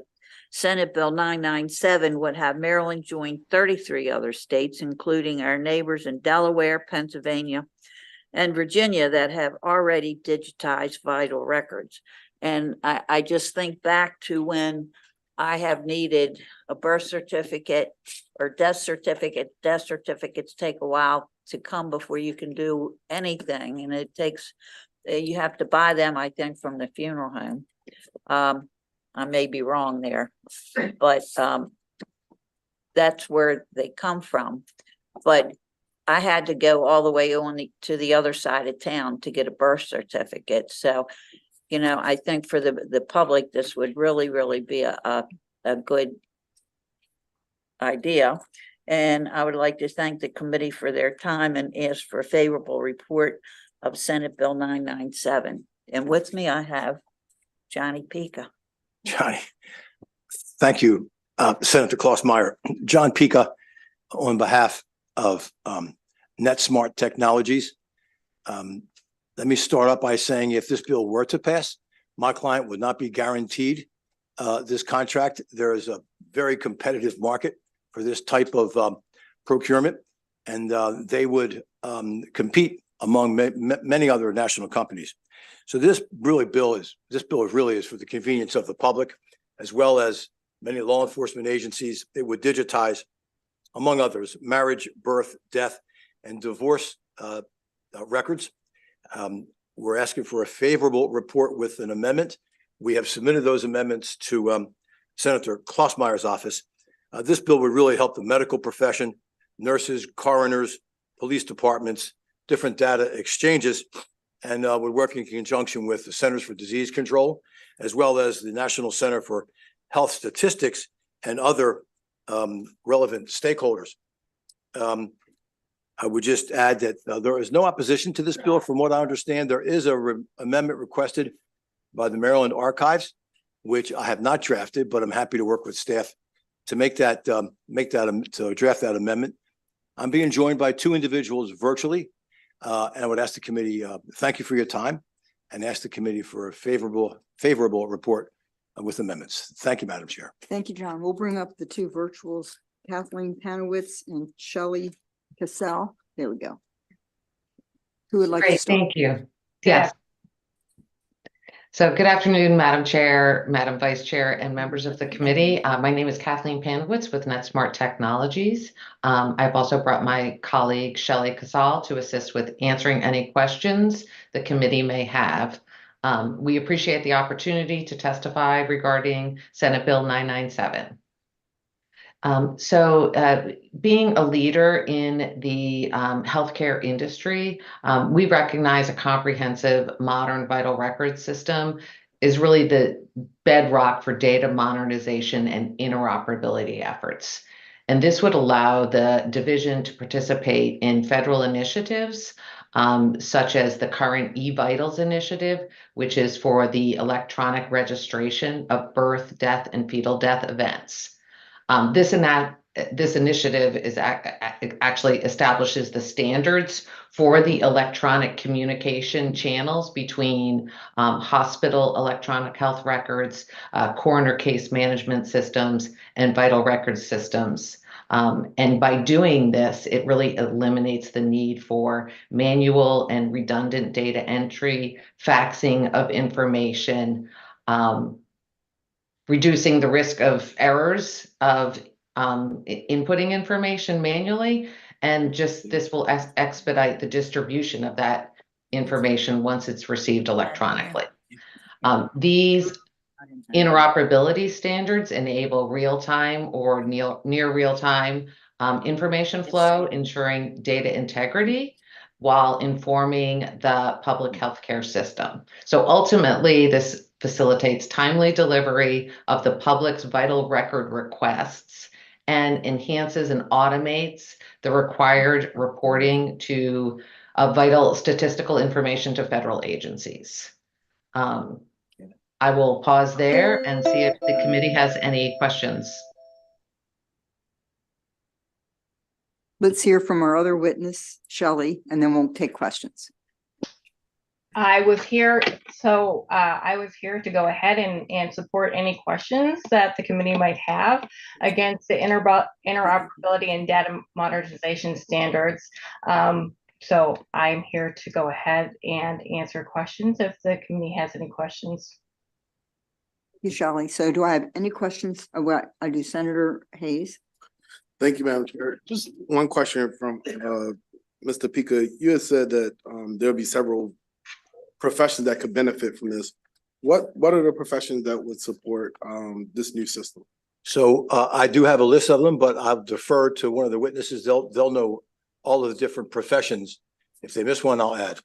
Yes, thank you, Senator Hayes. Yes, nurses, physicians, funeral directors, coroners. That's the initiative that's going on now. We recognize that these modernization efforts will extend to integration with law enforcement and other stakeholders as this initiative continues to carry on. Thank you, Madam Chair. Other questions from the committee? I see no other questions. Okay. Thank you for this bill. And I might add that we don't have to do this until 2028, so. Yeah, that's in the bill, Madam Chair. Thank you, And, Madam Vice Chair. Thank you. Don't think I'll Thank be you. here then. Thank you, Madam Chair. That ends the hearing on Senate Bill 997. And next we have Senator Guile, Senate Bill 1040. And Senator Guile, I think you have two people, Franz Schneiderman and Steve Sakamoto Wengel. Yeah.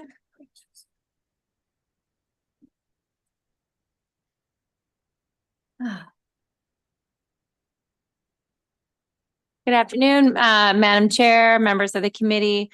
Senate Bill 1040 would establish a regulatory framework to govern automatic renewals, which the bill defines as any contract, plan, or agreement between a consumer and a seller in which a paid subscription or purchasing agreement is automatically renewed at the end of a definite term for a subsequent term. Violation of the bill is an unfair, abusive, or deceptive trade practice under the Maryland Consumer Protection Act, subject to civil and criminal penalty provisions. In numerous instances, consumers are exposed to unfair, abusive, or deceptive trade practices in which there is a prescription or a subscription or a purchasing agreement is renewed. While intentional or not, this bill looks to improve consumer knowledge, disclosure, and transparency of transaction involving subscriptions or purchasing agreements. To provide some further details, the following are included in the bill. Require that the consumer are provided with the terms of the offer in a clear and conspicuous manner before the subscription or purchasing agreement is fulfilled and in visual proximity to, or in the case of an offer conveyed orally at the same time as the request for consent to the offer. Include the price that will be charged after the initial term ends or the way that the subscription or purchasing agreement will change at the end of the initial term. Also would require or would present consumers with an easily accessible disclosure of the methods that the consumer may use to cancel the automatic renewal. This arises oftentimes when we sign up for those trial periods of some sort of subscription and then later have no idea how to figure out how to cancel it later. And allow the consumer to terminate the offer in a manner that does not delay, hinder, or obstruct the consumer's ability to terminate the automatic renewal.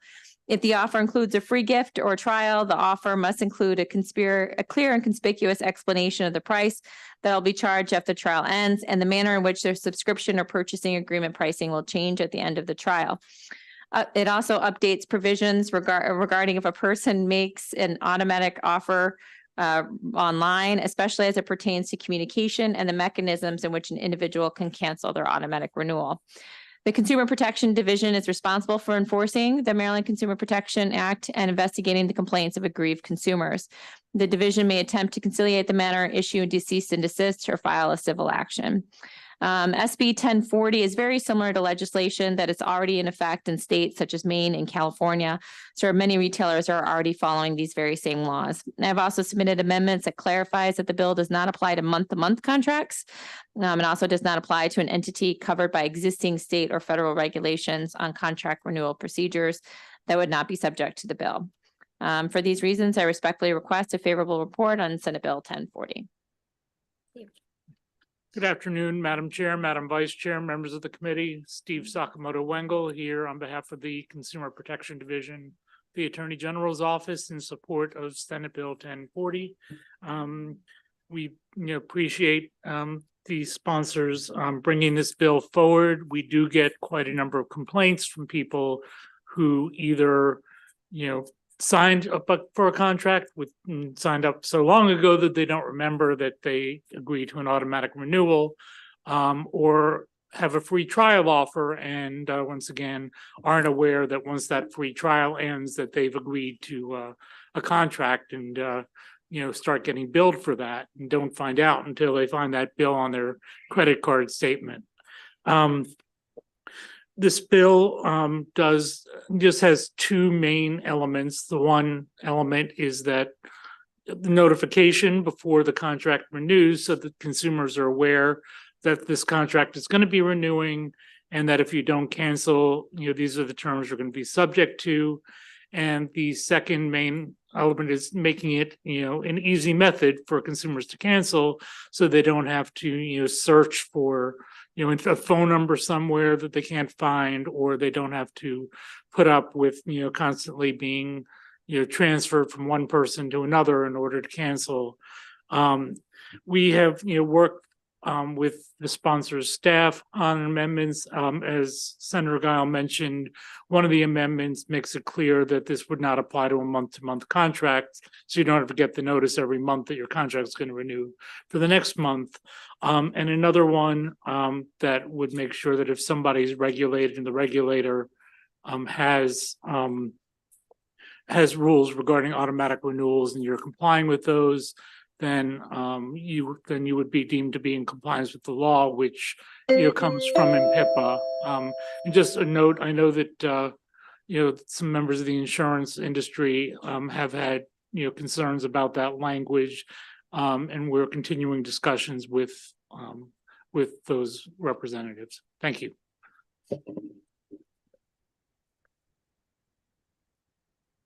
Thank you, Chair Beidel, members of the committee, for the opportunity to address this bill.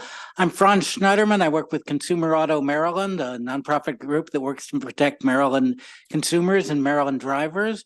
We strongly support this bill because we think it provides important and, frankly, I think overdue protections for Maryland consumers against what is really a very common consumer complaint and form of kind of abusive or problematic treatment of consumers, where you sign up for something and then the terms change when the contracts renew, or you end up being charged a lot more money, or the contract renews and you get a charge on your credit card account, but you didn't know you were getting that.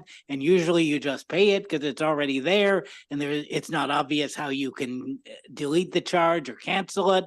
This bill stands for simple propositions that you should know when the terms, you should get notification about when the terms are changing and what the new terms will be, and notification that you're getting a charge before it gets put on your account, which I think is a simple matter of transparency and fairness. There's been many thousands of consumer complaints over these kinds of issues. The CFPB has acted to issue new guidance about dark patterns that are used to sort of defraud consumers into commitments to these kind of contracts. The Federal Trade Commission has issued new proposed rules that would regulate these things more rigorously because there's a lot of public concern about it. 31 states have pretty strong regulations about these kind of bills, including California, New York, and Virginia have recently established fairly strong regulations. But frankly, Maryland's regulations are pretty permissive. We mostly regulate these renewal of contracts in the case of health clubs and gyms. So that's not really, it doesn't really meet the needs of Maryland consumers. This makes it a violation of the Consumer Protection Act not to give these kind of notifications. So we think that's an important protection for consumers. Thank you. Thank you. Do I have questions for the sponsor panel? Senator Klausmeier? Yeah. Can you give me an example of one? I mean, okay, Steve, would you give me an example of one? I mean, there are quite a number of examples, but there are a number of contracts. So, for example, you might enter into a contract, for a subscription, to a magazine or some other service. And that contract may automatically renew after the subscription is over, whether or not you're continuing to read that magazine.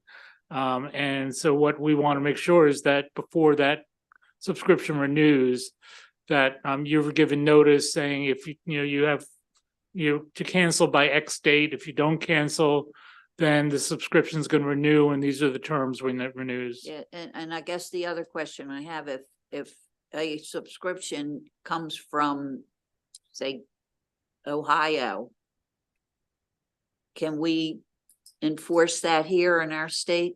As long as there's a Maryland nexus, if you're talking about a Maryland consumer. Yeah, yes, if I have right.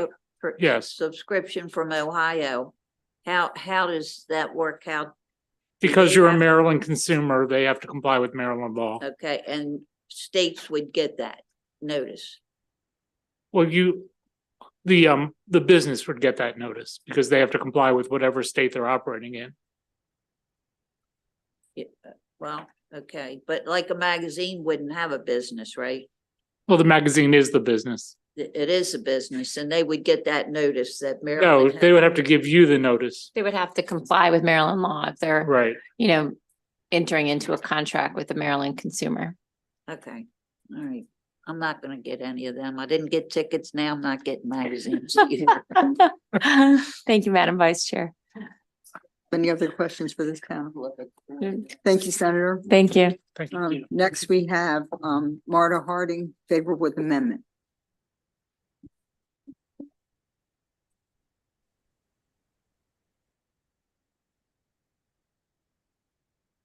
Excuse me. Thank you, Madam Chair. Marta Harding. I'm here today on behalf of two clients. Assurian, which is a portable electronics device insurance service contract provider. They're appreciative of the amendment that you heard the sponsor describe that would take out month-to-month contracts, which is what all of their policies and contracts are for, and they're cancelable pro rata in the middle of the month at any time. So we agree with that change and appreciate that change. On behalf of State Farm, we're continuing and appreciate the opportunity to continue to work with the sponsor on the exemption for insurance companies to make sure that they are exempt from the bill. The insurance code is pretty much built on the presumption that insurance policies will continue to renew. And in fact, there's an entire subtitle of the code that kicks in if an insurance company wants to non-renew, and it governs every detail of that process, the notice that has to be given, the timing, how it's delivered, the contents of the notice, the grounds for the non-renewal is regulated, the right to protest by the insured, and in the case of auto policies, requiring the insurer to hold it in effect while the protest is being considered by the MIA. All of this is contained in the unfair trade practices subtitle of the insurance code. So it is a very serious violation if an insurance company violates these requirements, and the Insurance Administration has ample regulatory authority to step in. We're asking for an exemption of the bill from the bill so that we don't layer on top of that extensive, comprehensive regulatory scheme an entirely different and, in our view, inconsistent regulatory scheme governing the renewal of insurance contracts. So again, we've worked with the sponsor in her office, and we appreciate the opportunity to continue to do that so that we have language that is clear that we are exempted from the bill. Thank you very much. Do I have any questions for Marta? No questions. Thank you for that amendment. Sarah Price is unfavorable.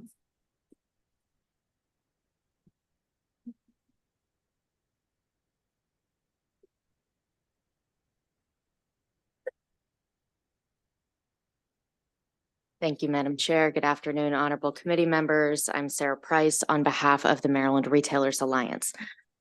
Realistically, we probably could have signed up favorable with amendments, so my apologies for the quick trigger finger on the unfavorable. I think it's just a habit at this point. It's true that about half the country has passed similar legislation, and we would like for Maryland to align with some of those other states so that we are reducing the patchwork issue that we often have with policies at the state level. We submitted a admittedly lengthy list of amendment suggestions to the sponsor. that would clarify some options for consumers and make sure that businesses can effectively communicate with them when there are options or gifts for renewing a subscription. Our largest concern is the fact that this policy would be placed under the Consumer Protection Act, which would guarantee the right to private action. That is pretty much always a concern for our members. And so, as usual, on that point, we would ask the committee to please consider including language that would remove the private right of action or clarify that consumers would not have that right under this law. We would be happy to share our amendments with the committee, and with that, we look forward to working on the policy. Thank you. Thank you, Sarah. We'll look for your amendment. And last, we have Nancy Egan virtually, favorable with amendment. There you go. Hi, Nancy. Hi, good afternoon. Nancy Egan, representing the American Property Casualty Insurance Association. I would just like to reiterate what my colleague Marta has just mentioned about the regulation of insurance. As the chair of the committee is well aware, auto insurance renewals are heavily regulated by the Maryland Insurance Administration. In fact, the transportation article mandates that we keep coverage in force, and there's a specific written requirement by an insured if they wish to cancel midterm, and we have certain obligations. We would continue to work with the sponsor so that language can be clear that these types of contracts regulated by the insurance department are not covered under this bill. Sorry, thank you so much. That was short. Do you have any questions for Ms. Egan? I see no questions. Thank you very much. And that ends the hearing on Senate Bill 1040. Now we're going to go to Senate Bill 1021, Senator Washington, Pharmacy Benefits Administration. Do you have a panel? Yes. I can't really tell. I see 5 names. Does that sound like your panel? Yep, that sounds like my panel. James Doyle, Aaliyah Horton, Caitlin McDonough, Brian Hose, and Sarah Price. I think Sarah's in favor this time. And she's on my panel. Look at that. And she's on your panel. Thank you, Madam Chair, members of the committee. Senator Alonzo Washington here to present on this great bill, SB 1021. This bill changes how reimbursements are given out at pharmacies that engage in Medicaid services from a cost-based method to include average acquisition costs, dispensing fees, and dispensing costs. Moreover, it requires pharmacy managers to reimburse pharmacies under the same provisions. Currently, our pharmacies are feeling more and more pressure from the lack of adequate reimbursements they get from Medicaid. A total of $72 million has been under reimbursed every year to our pharmacies, which represents about $9.50 per prescription issued. This has led to many chains to reduce overall pharmacy hours, which negatively affects its workers and communities nearby. Furthermore, the closure of 27 independent pharmacies in the state over the past 10 years shows a gruesome trend where pharmacies are reconsidering their place in the local economy. The closure of pharmacies is especially dangerous to those who cannot drive and thus need one nearby, and for Black and Brown communities, which often experience pharmacy deserts in their communities. With this situation looking to get worse, especially after a national survey revealed that 32% of pharmacies are considering closing and 93% are considering leaving Medicaid, our government must rectify the situation. For these reasons, Madam Chair, I ask for a favorable report on SB 1021. Thank you. Thank you, Senator. Now your panel. Let's start at Caitlin and just go right on down. Thank you. Good afternoon, Madam Chair, members of the committee. Caitlin McDonough here on behalf of Epic Pharmacy Network in support of Senate Bill 1021. The bill sponsor did a good job, explaining what this bill does. Similar to other professions that are providing Medicaid services in the state, we find our pharmacists are severely under reimbursed in the managed care program. The numbers in the bill represent what CMS and Medicaid have determined to be the appropriate reimbursement, both for the the dispensing fee and for the ingredient costs on the fee for service side. So what the bill would do was create parity between those two sides in the Medicaid program. And again, as the sponsor indicated, that, you know, there is a significant fiscal note on the bill, but that's basically representative of what our pharmacists are underpaid for Medicaid services in the state. And as with any time that our Medicaid providers are underpaid, there's always a concern about network adequacy, whether they'll be able to continue to serve this vulnerable population. With that, I'll turn it over to the rest of the panel, but we urge a favorable report. Thank you. Good afternoon, Madam Chair and honorable committee members. Sarah Price on behalf of the Maryland Association of Chain Drug Stores. Yeah, we are aware that the fiscal note is a problem, but Maryland has experienced a net loss of over 40 pharmacies in the last decade. I often come before you to talk about the ways that state policy impacts businesses and the way that the business community is sort of suffering a death by a thousand cuts. The fact that pharmacists are not getting reimbursed for their work is a very large one of those cuts. We have a lot of concerns about the future of pharmacy in Maryland. This is not a space in which the business can figure out a new way of working or increase their prices or, you know, find a little bit of wiggle room to make the money back. If pharmacies continue to close, it's going to have a severe negative impact on our communities. And we would urge a favorable report and look forward to working with you on some way to address this if you feel that this is not the right avenue. Thank you. Good afternoon, Chair Bidle, members of the committee. I'm Brian Hose, representing Epic Pharmacies and a independent pharmacy owner in Sharpsburg, Maryland. You have seen us come to the committee before talking about this issue. We've been talking about this issue for a long time, but it continues to get worse. When we looked at 2023 in my pharmacy, 64.8% of the prescriptions I filled for Maryland Medicaid MCOs. Thankfully, we only have 5 of the 9. Were below my cost to even acquire the drug. So that doesn't include any of the services that we provide to put that drug into the patient's hands. It doesn't require, or it doesn't pay for any of the additional things that patient may need to go along with that prescription. But 65% almost of those were below the cost for me to get just the drug. When we look at our total cost to fill that prescription, 94% of those prescriptions were paid below my cost. In a small pharmacy in a town of less than 700 people, that accounts to a loss of $37,000 in 2023 just to service patients with those 3,736 prescriptions. Represents about 10% of my volume, thankfully. If it were higher than that, we may not be here. I think that we've heard estimates that we could expect 30% of independent pharmacies to close in 2024. I truly hope that that's not the case. We've done everything at Epic to make sure our stores aren't in that population. But I do think we're going to see a reckoning in independent pharmacy, and poor payments from these state Medicaid MCOs are one of the major drivers that we see there, especially in our underserved communities. So I would urge you to make a favorable report here. I know that this is a difficult bill with the fiscal note, but we need some help and we don't know what else to do. Aaliyah? Yes, good afternoon. Aaliyah Horton, Executive Director of the Maryland Pharmacists Association. We urge a favorable report for this bill. I'd say ditto for everything that everyone said here. We've been coming for a long time. Every year, we bring more data. We get more reports from the Department of Health. We have more pharmacies closing, and we really need to get a resolution to this because the problem is not going away. It's just getting worse. I testified earlier on the bill with Senator McKay, and in my conversation with him, he mentioned a pharmacy that's closing in his district.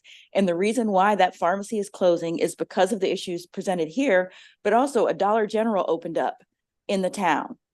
And the little revenue that was coming from the front end of the store, it's basically been knocked out by the opening of the Dollar General, and that pharmacy is going to close. I honestly don't know what else we can bring to the legislature to get change.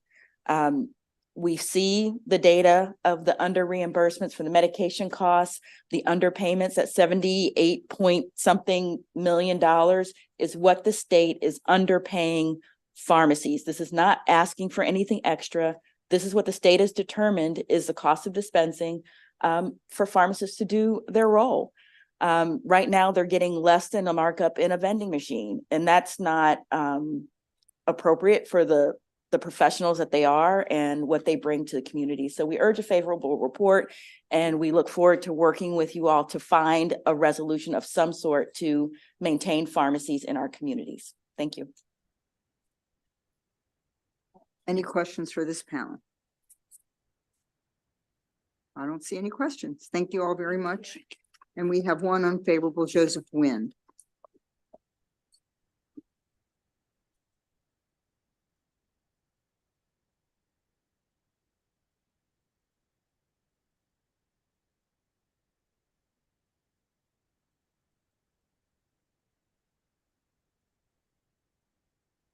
Madam Chair, Madam Vice Chair, members of the committee, good afternoon.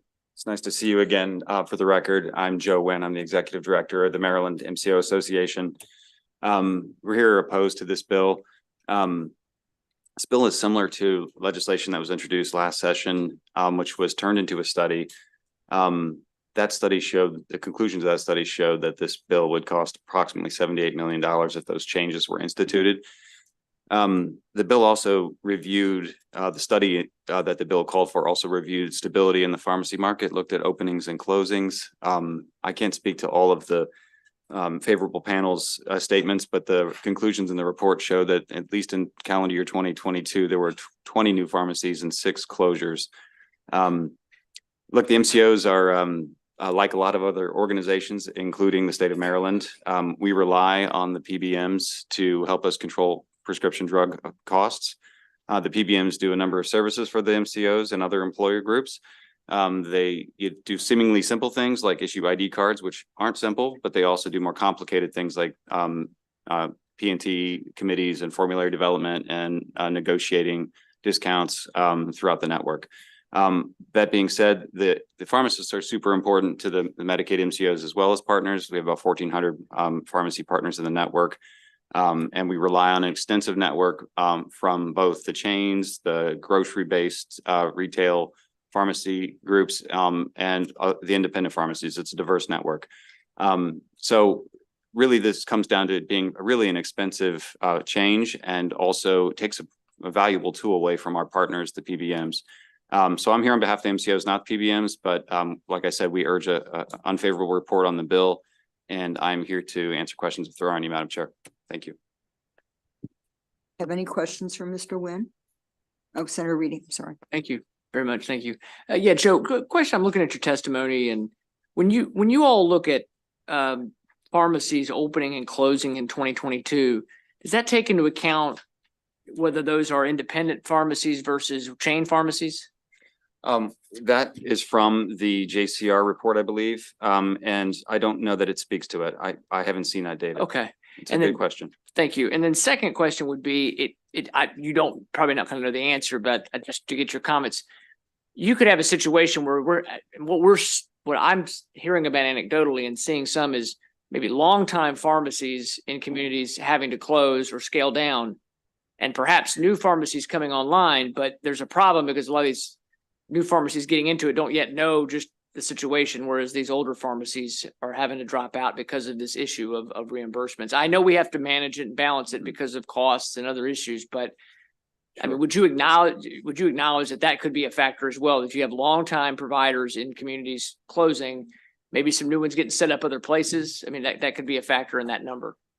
Yeah, it could be a factor. However, it's not just the Medicaid program that is doing reimbursements to pharmacies. There's a whole network of payers. There's commercial reimbursement dispensing fees. The state of Maryland's dispensing fees are, I think, competitive with the commercial market as well. So our PBM partners are working on our behalf to try to control costs. And I think your argument probably does have some merit, but I don't have enough data to weigh in on it. It's a good question. Okay, thank you very much. Any other questions? Thank you very much. Thank you. That ends the hearing on Senate Bill 1021. And our last bill of the day is Senate Bill 1019, Senator Washington. Thank you, Madam Chair. And your panel is Stephen Shaw, Kelly Schultz, Sarah Wood, and Claire Sachs. Hey, chill. Hey. These are my favorite bills. All right. Thank you, Madam Chair. Senator Alonzo Washington here to testify on Senate Bill 1019. Most patients with commercial health insurance are required to share in the cost of their prescription medicines through deductibles and other cost sharing requirements. The cost to patients is often much higher than the cost of their insurance company for the same medicine on the same prescription. This is because health insurance plans and pharmacy benefit managers receive significant rebates and discounts on the cost of medicines from pharmaceutical manufacturers, but often do not share the cost savings with patients. In 2022, net prices for brand medicines were on average 50% lower than the list of prices due to these rebates and discounts. Patients are often paying the full list price, or once the deductible is met, a portion of the list price, while their health plan and PBM are paying significantly less. High and unpredictable deductible and cost and co-insurance, cost sharing are a main driver of elevated patient out-of-pocket costs and are a deterrent to patient adherence to their needed medications. Patients with chronic and debilitating conditions disproportionately bear the burden of these policies. This legislative reform directly and immediately impacts patients at the pharmacy counter. Share the savings legislation before you ensures that the rebates and discounts paid by manufacturers on prescription drugs directly benefit the patients who need those medications by lowering their out-of-pocket costs. Specifically under this legislation, patient cost sharing for each prescription is calculated based on an amount equal to at least 85% of all rebates received or are expected to be received on the drug. For these reasons, Madam Chair, I ask for a favorable report on SB 1019. Thank you. We're going to start at the podium and just go right down the line, please. Thank you. Madam Chairwoman, Madam Vice Chairwoman, thank you for hearing my testimony today. My name is Claire Sachs. I'm a resident of Bethesda, and I am here in support of SB 1019. I have 14 chronic and autoimmune conditions, and I have extensive experience with PBMs. Honestly, I can say that I don't know why they still exist. And for the 3 years I had Express Scripts, I was fairly sure they were trying to kill me. My examples today fall into 3 categories. First is direct cost. When I was first diagnosed with type 1 diabetes, insulin cost $11 a vial. Comparatively, the insulin I use today, $330 a vial. The only birth control I can take, because the rest of them spike my blood pressure, can vary in cost between $0 and $480 a quarter. And Aranesp, which is for anemia, was too expensive for the PBM. So they altered the medical qualification against the medical community guidelines, and I was cut out completely. Cost as it pertains to planning. People with chronic and autoimmune conditions have to be able to plan both for cost and for access in order to maintain the stability of their diseases. When the PBM decided to start rounding down as opposed to rounding up when it came to vials of insulin and test strips in the same year, it sort of threw a wrench in my ability to plan. And it took a while for me to get in front of it. The third category is category prioritization and access. I had a year when the PBM switched out my asthma medication 3 times without letting me know. Again, a circumstance that impacted my ability to plan as that disease as well as other diseases that I have. So I would just leave you with a question. Why are PBMs allowed to play fast and loose with my life in order to accommodate their pricing and access gains? Thank you.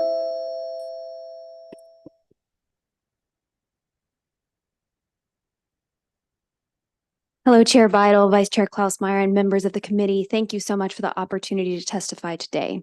My name is Sarah Wood with the Diabetes Patient Advocacy Coalition and the Patient Pocket Protector Coalition, representing millions of patients in Maryland living with chronic conditions. We are here today in support of Senate Bill 1019. PBMs use rebates to negotiate lower prices for their clients, the health plans, but these savings are not reaching the end user, the patients who are overpaying for their life-saving medications. It should be noted that the top 3 PBMs, which cover over 80% of the US market, are in fact owned by the health plans that they represent. You will hear that PBMs pass along the rebates to their clients, which is technically true, but those clients are often the same companies that own the PBMs. So that's kind of like Chevy selling a $15,000 truck for $30,000 and saying, oh, don't worry, we're not keeping that extra $15,000. We're passing it along to our client, General Motors. While rebates for the vertically integrated companies are a profitable tool, 1 in 4 people are still rationing insulin today. This is wrong. You will hear that premiums will skyrocket if we share rebates with patients, to which I have 2 responses. If this were true, that would mean that PBMs are knowingly perpetuating a system that overcharges vulnerable patients in order to keep everyone else's premiums at bay. In other words, a system that forces the sick to subsidize the healthy masses, and that is a perversion of the insurance system. Thankfully, though, that's not true, because according to both 2023 and 2024 rate filings, both West Virginia and Arkansas, states that have passed and implemented legislation exactly like Senate Bill 1019, have shown no increase to their premiums as a result of this legislation. In closing, we urge you, the committee, to prioritize the health of the people of Maryland over corporate profits and pass this essential bill. Thank you for your time.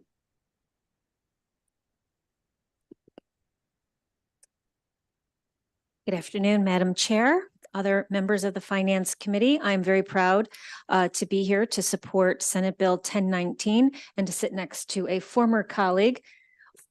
Together, we were the class of 2011, our freshman class. I am Kelly Schultz, and I'm CEO of the Maryland Tech Council.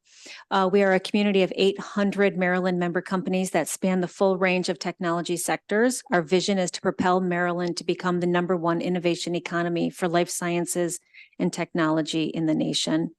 This bill would base a patient's share of a prescription drug on the list price of the drug, reduced by at least 85% of the reasonable estimated total of rebates received by an insurance carrier or PBM.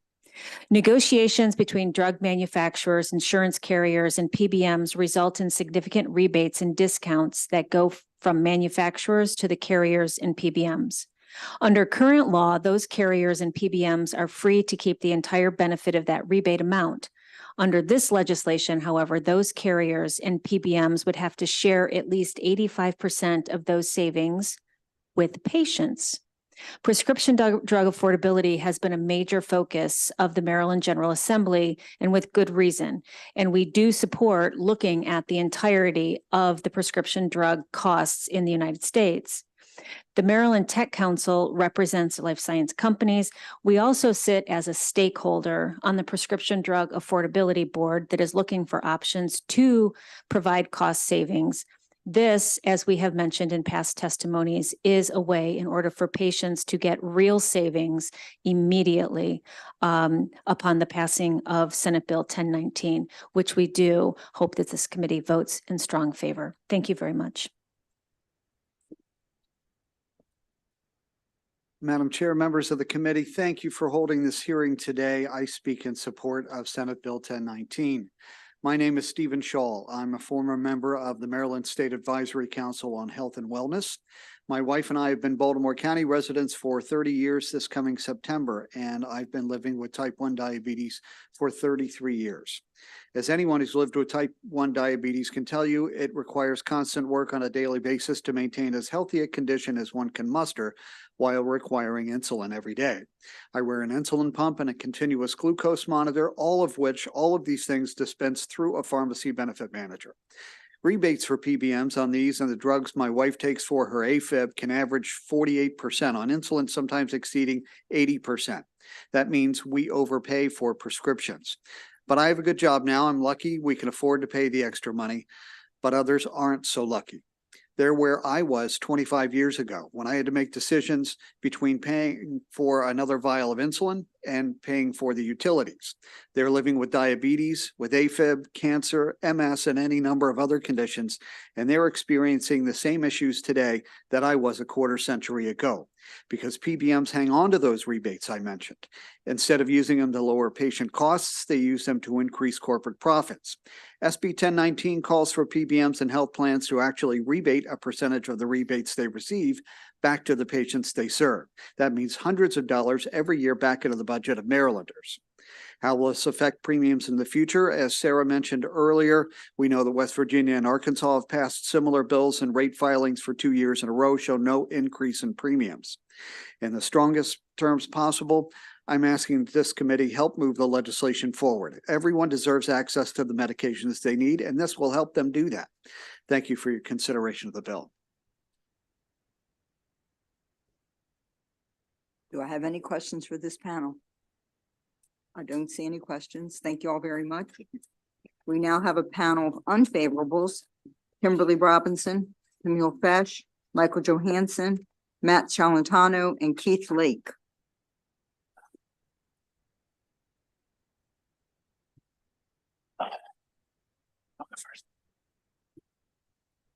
Madam Chair, members of the Senate Finance Committee, this might thrill you. This might be my last time at this table this session, so soak it all in, I guess. Oh, Here Matt, today, no worries. We have lots of House bills coming over. Matt Celentano here today on behalf of the League of Life and Health Insurers opposed to Senate Bill 1019.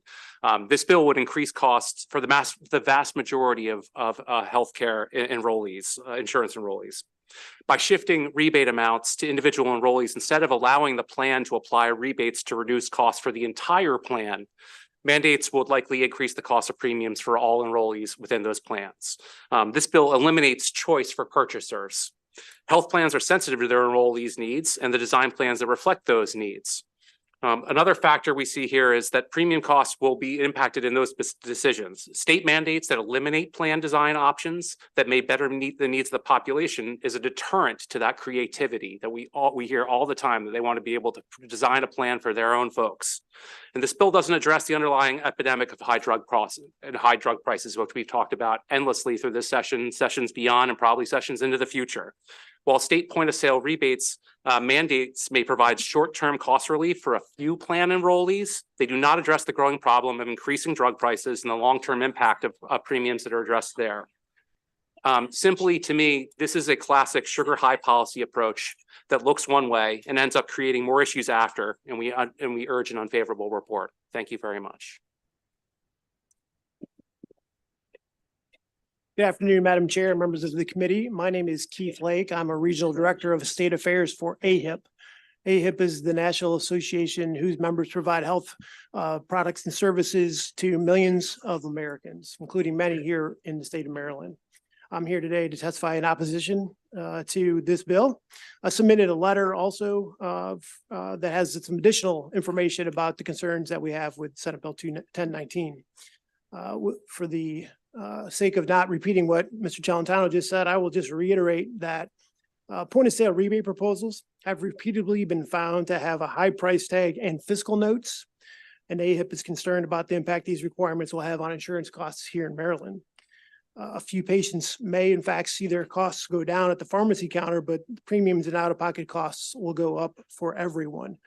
The focus on how rebate savings are distributed is a deliberate tactic used to avoid addressing the more serious issues surrounding the lack of competition, transparency, and accountability in the pricing of prescription drugs. So I will conclude there and ask for an unfavorable report on this bill. Camille, you want to go next? Yes, thank you. Madam Chair and members of the committee, for the record, my name is Camille Fesh here on behalf of PCMA, Pharmaceutical Care Management Association, which is the national trade organization representing pharmaceutical benefit managers, or PBMs. This is an issue really dealing with plan design. And as Mr. Celentano mentioned, it's also an issue that does not address, but deals with the increasing cost of drugs. Rebates are a meaningful tool for PBMs that they have to lower the cost for patients in a plan. Rebates at point of sale can also have the negative consequences of incentivizing patients back towards more expensive brand medications And ultimately, point of sale rebates won't help the majority of patients who take generics or lower cost brands, and that will result in an increase in everyone's premiums. PBMs do offer employer plan sponsors the option to apply point of sale rebates. But plan sponsors do not choose this option because they prefer to apply plan cost savings in a manner that benefits enrollees on a broader basis. Taking this tool away from plan sponsors will increase premiums, and it will harm the ability of the plan sponsor and the health insurance company to provide health insurance in a manner that makes sense for the company and its enrollees, the patients. Thank you very much. So we urge an unfavorable vote on this bill.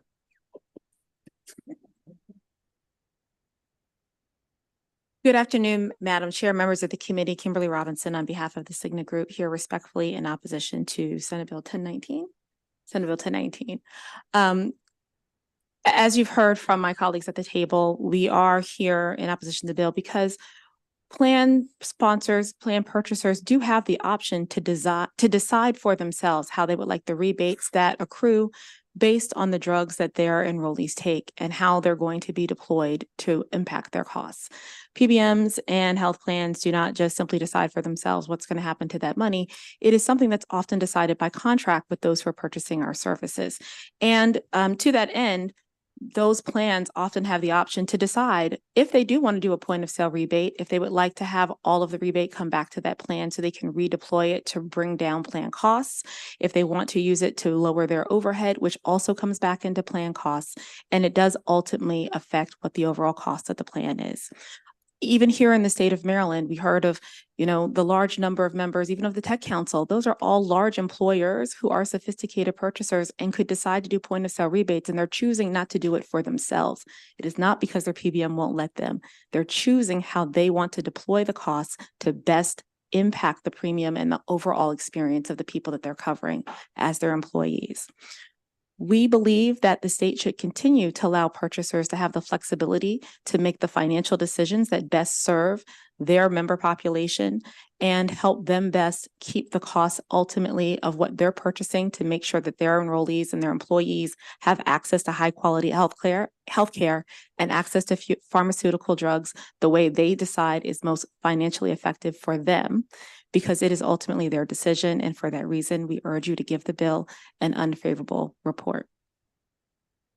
Thank you. Do I have any questions for this panel? Senator Hershey. Thank you, Madam Chair. Mr. Lake, I'll go to you since you were kind enough to provide some written information, but then again, it could be used against you. But I do want to say something. Every single one of you have mentioned that the insurance rates will go up as a result of this, yet the first panel said that this was implemented in West Virginia and Arkansas and premiums did not rise. So can you tell us the states where it was implemented and by how much their premiums rose in those states? I'm not aware of all the states where this has been implemented. I know West Virginia, that law has not been in effect long enough to really have given enough time to be able to determine the impact. Well, their insurance commissioner has stated that in his statement was that it's only risen 1%. So if it raises 1%, does that justify all of your comments that insurance premiums are going to rise? Is that the scare tactic that we need to be hearing from everybody, that if it rises 1%, that everything's going to go under, but you guys have been vindicated that it is 1% and they did go up? Senator Hershey, I cover West Virginia. Do you mind if I speak to it just Sure. because I have a little Certainly. deeper knowledge? Yep. Thank you so much, Senator Hershey. So I've covered West Virginia for my company since 2017. I was there when the bill passed. I think what's challenging about, and I know what the commissioner has said about what's happened thus far, the bill hasn't been active law in West Virginia very long. So in that first year, the 1%, I don't think is attributable to the point of sale rebates. I don't think that it takes into consideration yet the impact of that particular piece of legislation. I do think that there is a impact to premiums that bills like this will have, because what can be very large rebates that are being deployed evenly across enrollees now we're going to accrue only to a very small percent of enrollees. There aren't that many drugs that have point of sale rebates. And so one of the things that's challenging is that the way manufacturers who, to be candid, could have just not done a rebate and instead lowered the cost of the drug, but instead have kept the cost of the drug high enough that they are able to actually give money back to someone, right? That's what a rebate is. It's the money we've paid that they're giving back, is only going to, under a bill like this, go to that very small percentage of enrollees. And because of that, one, all those other patients where it's deployed evenly across a plan are no longer going to experience that shared savings. It's going to go to a very small place. So it does have an impact for those who are experiencing that savings that's going to go away and what that's going to mean when these dollars are going to be deployed differently. I don't think that the West Virginia number is inaccurate. I just don't think it's got enough data to be credible to say what the law does or doesn't do. All right, thank you. Let me just ask, I want to make sure I understood. You said there is a small, I'm trying to think of who this affects. And I wasn't sure if you got it. Is this going to affect a small percentage of enrollees, or did you say a small percentage of prescription drugs that this is actually related to? Yeah, every drug doesn't have a rebate. Right. Right. Lots of drugs, more drugs than not, do not have a rebate associated with them. So first, your drug has to be a drug that's subject to a rebate for this bill to affect you. And then you have to be a person who's taking that drug.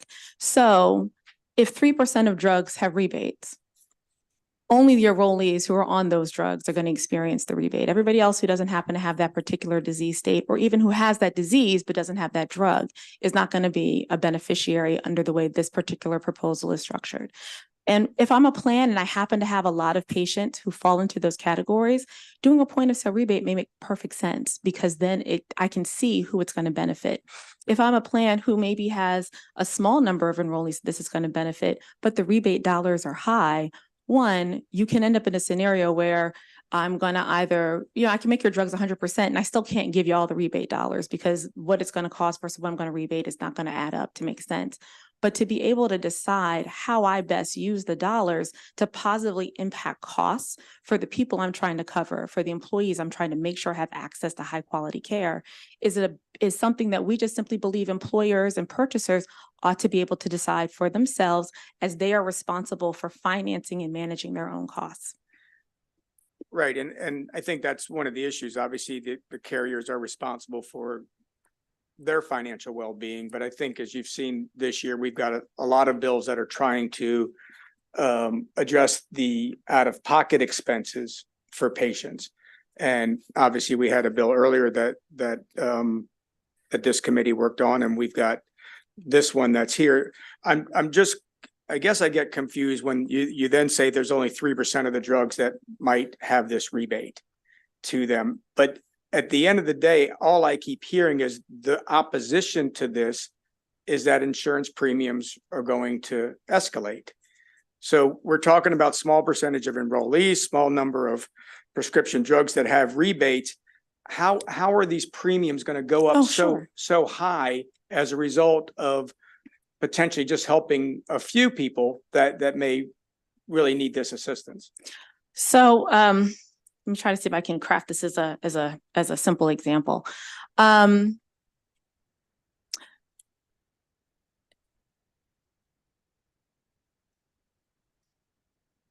What the rebate is doing is taking dollars that instead of are being used to go into the whole pot of healthcare costs that are being paid, right? And keeping what I'm spent to offset what is being spent for everybody's care.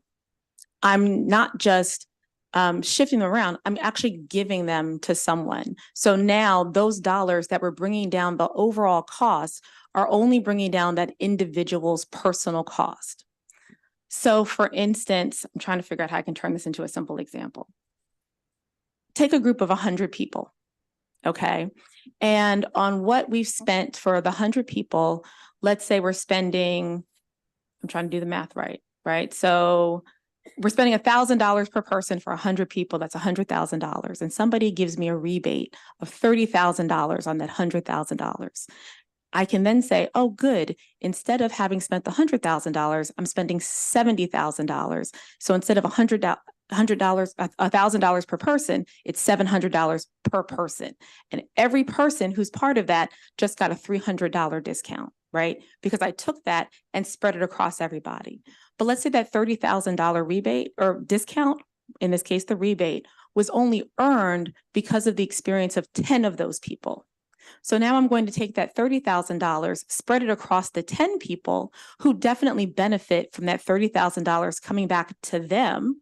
But for the other 70 people, they got no benefit and they're still going to spend the $1,000 instead of the $700 that it would have been if we shared the savings. That's when we say there's a premium impact, because now we have to price the premium across all the people. The $30,000 that came back is not in the premium pot. It went directly personally to those people. It's not going to impact the overall cost of the plan. And that is why it doesn't benefit premium, where if I'm choosing to use it to lower premium, that benefit to the group has now gone away. That's simplified, but that's still really how the math works. You're taking the group benefit away and giving it only to a small number of people. So those people certainly benefit. And no one is saying we want to see anyone spend more for drugs than they ought to. We support the idea that manufacturers should be diligent about bringing down the cost of prescription drugs. But in this particular case, if those dollars can be redeployed to the whole group benefit, we think those who are ultimately securing those benefits should have the choice to benefit the entire group. I appreciate that example. But the rebates are paid back to the carriers and the PBMs, right? They're contractual because as we negotiate the drug prices with the drug companies, because we have to negotiate them, it's part of how we help bring down the cost of prescription drugs for the people that we're covering. Because if they were actually paying the brand list price, they'd be even less affordable than they are with our assistance. Yes, they come back to us because we negotiated the cost, but that doesn't mean they just come back to us and we keep them. That's not what the contracts with our purchasers says. The purchasers put in contracts what is to happen with the rebate dollars their enrollees earn.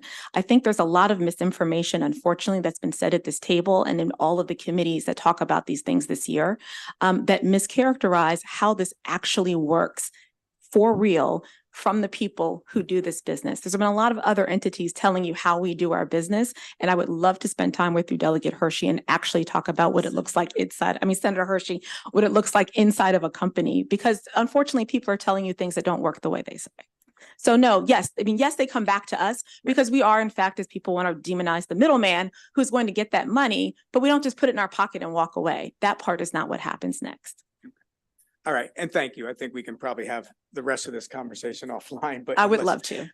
But I do just also want to add at the very end that, again, I think we all want to find ways to drive down, at least from my perspective, out-of-pocket expenses for patients. It's not just the manufacturers. I think it's the carriers and the PBMs could probably all participate a little bit better somehow in this role, rather than just demonizing one group. So I'm happy to have that conversation with you. Thank you very much. Thank you, Madam Chair.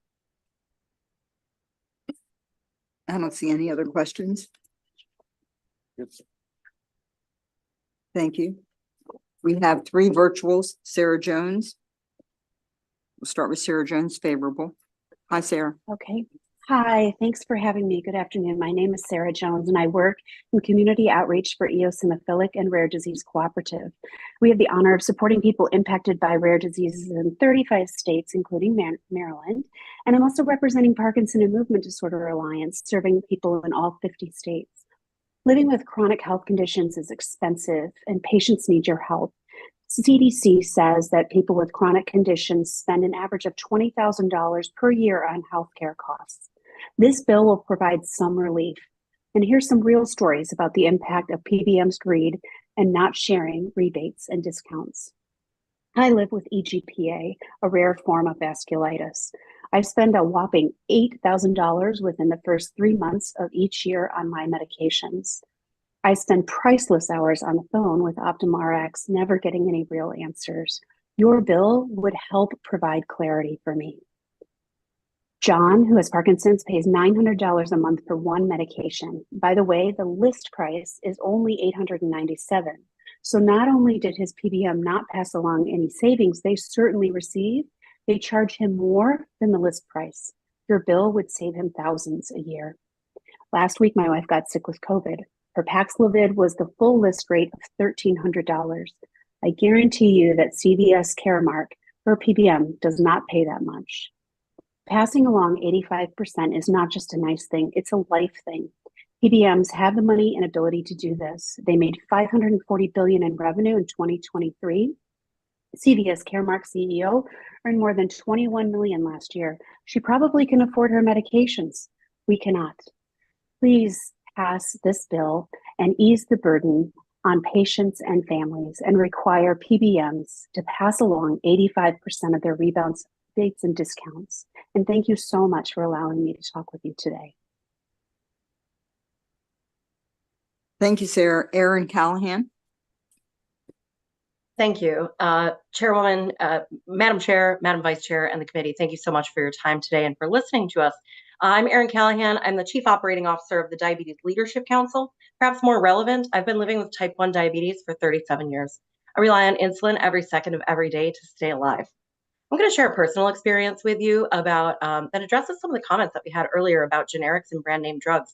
And though there are a fewer number of drugs that rebates apply to, they are being chosen, in fact, against the lower cost generics in order to push those rebates back to the PBMs and to the health insurers.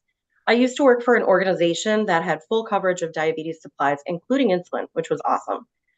Once I changed employers, I was subject to a new health plan.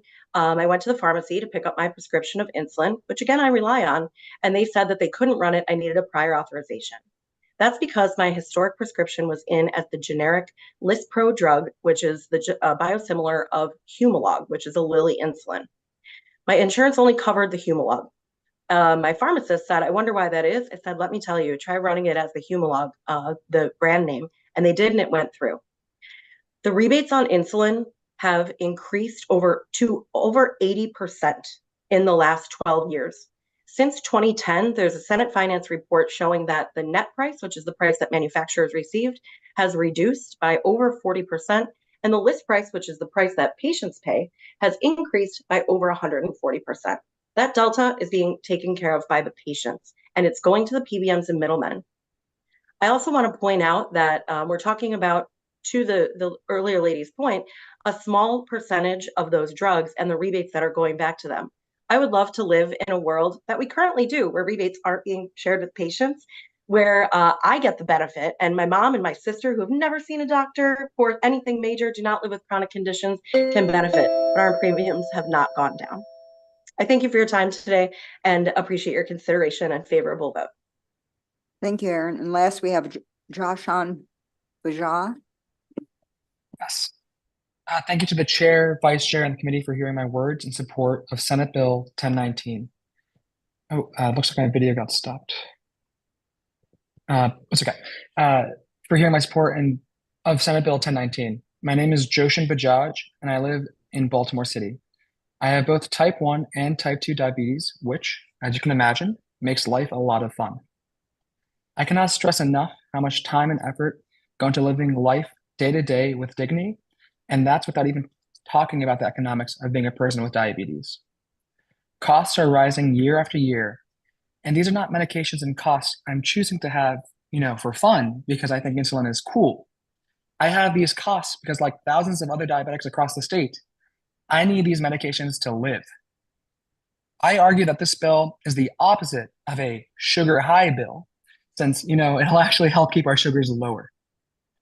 I strongly urge that this bill gets passed so costs can be lowered for patients across the board. Hearing that a majority of these rebates are not going directly to the consumer is quite disappointing. Last year, the worst month I had spent $600 on diabetes prescriptions, and across the year, I spent several $1,000s. I hate to admit this because of just how scary it was, but like many other diabetics, I had to ration insulin in the past due to access issues. I hope that no diabetic will ever have to go through that nightmare again, and by passing this bill, we can take one step closer to making it a reality. We can make these medications affordable for thousands of Marylanders by passing 85% of the rebates to the consumer. And as other states have shown, we can do this without creating insurance premiums to significantly rise.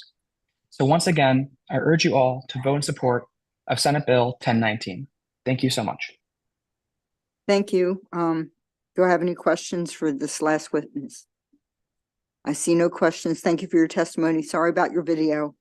Thank you. No That worries. ends Thank the you. hearing on Senate Bill 1021. I'm sorry, on Senate Bill 1019, and it ends our hearings for today. Give us a few minutes and Tammy will set up our voting. Thank you.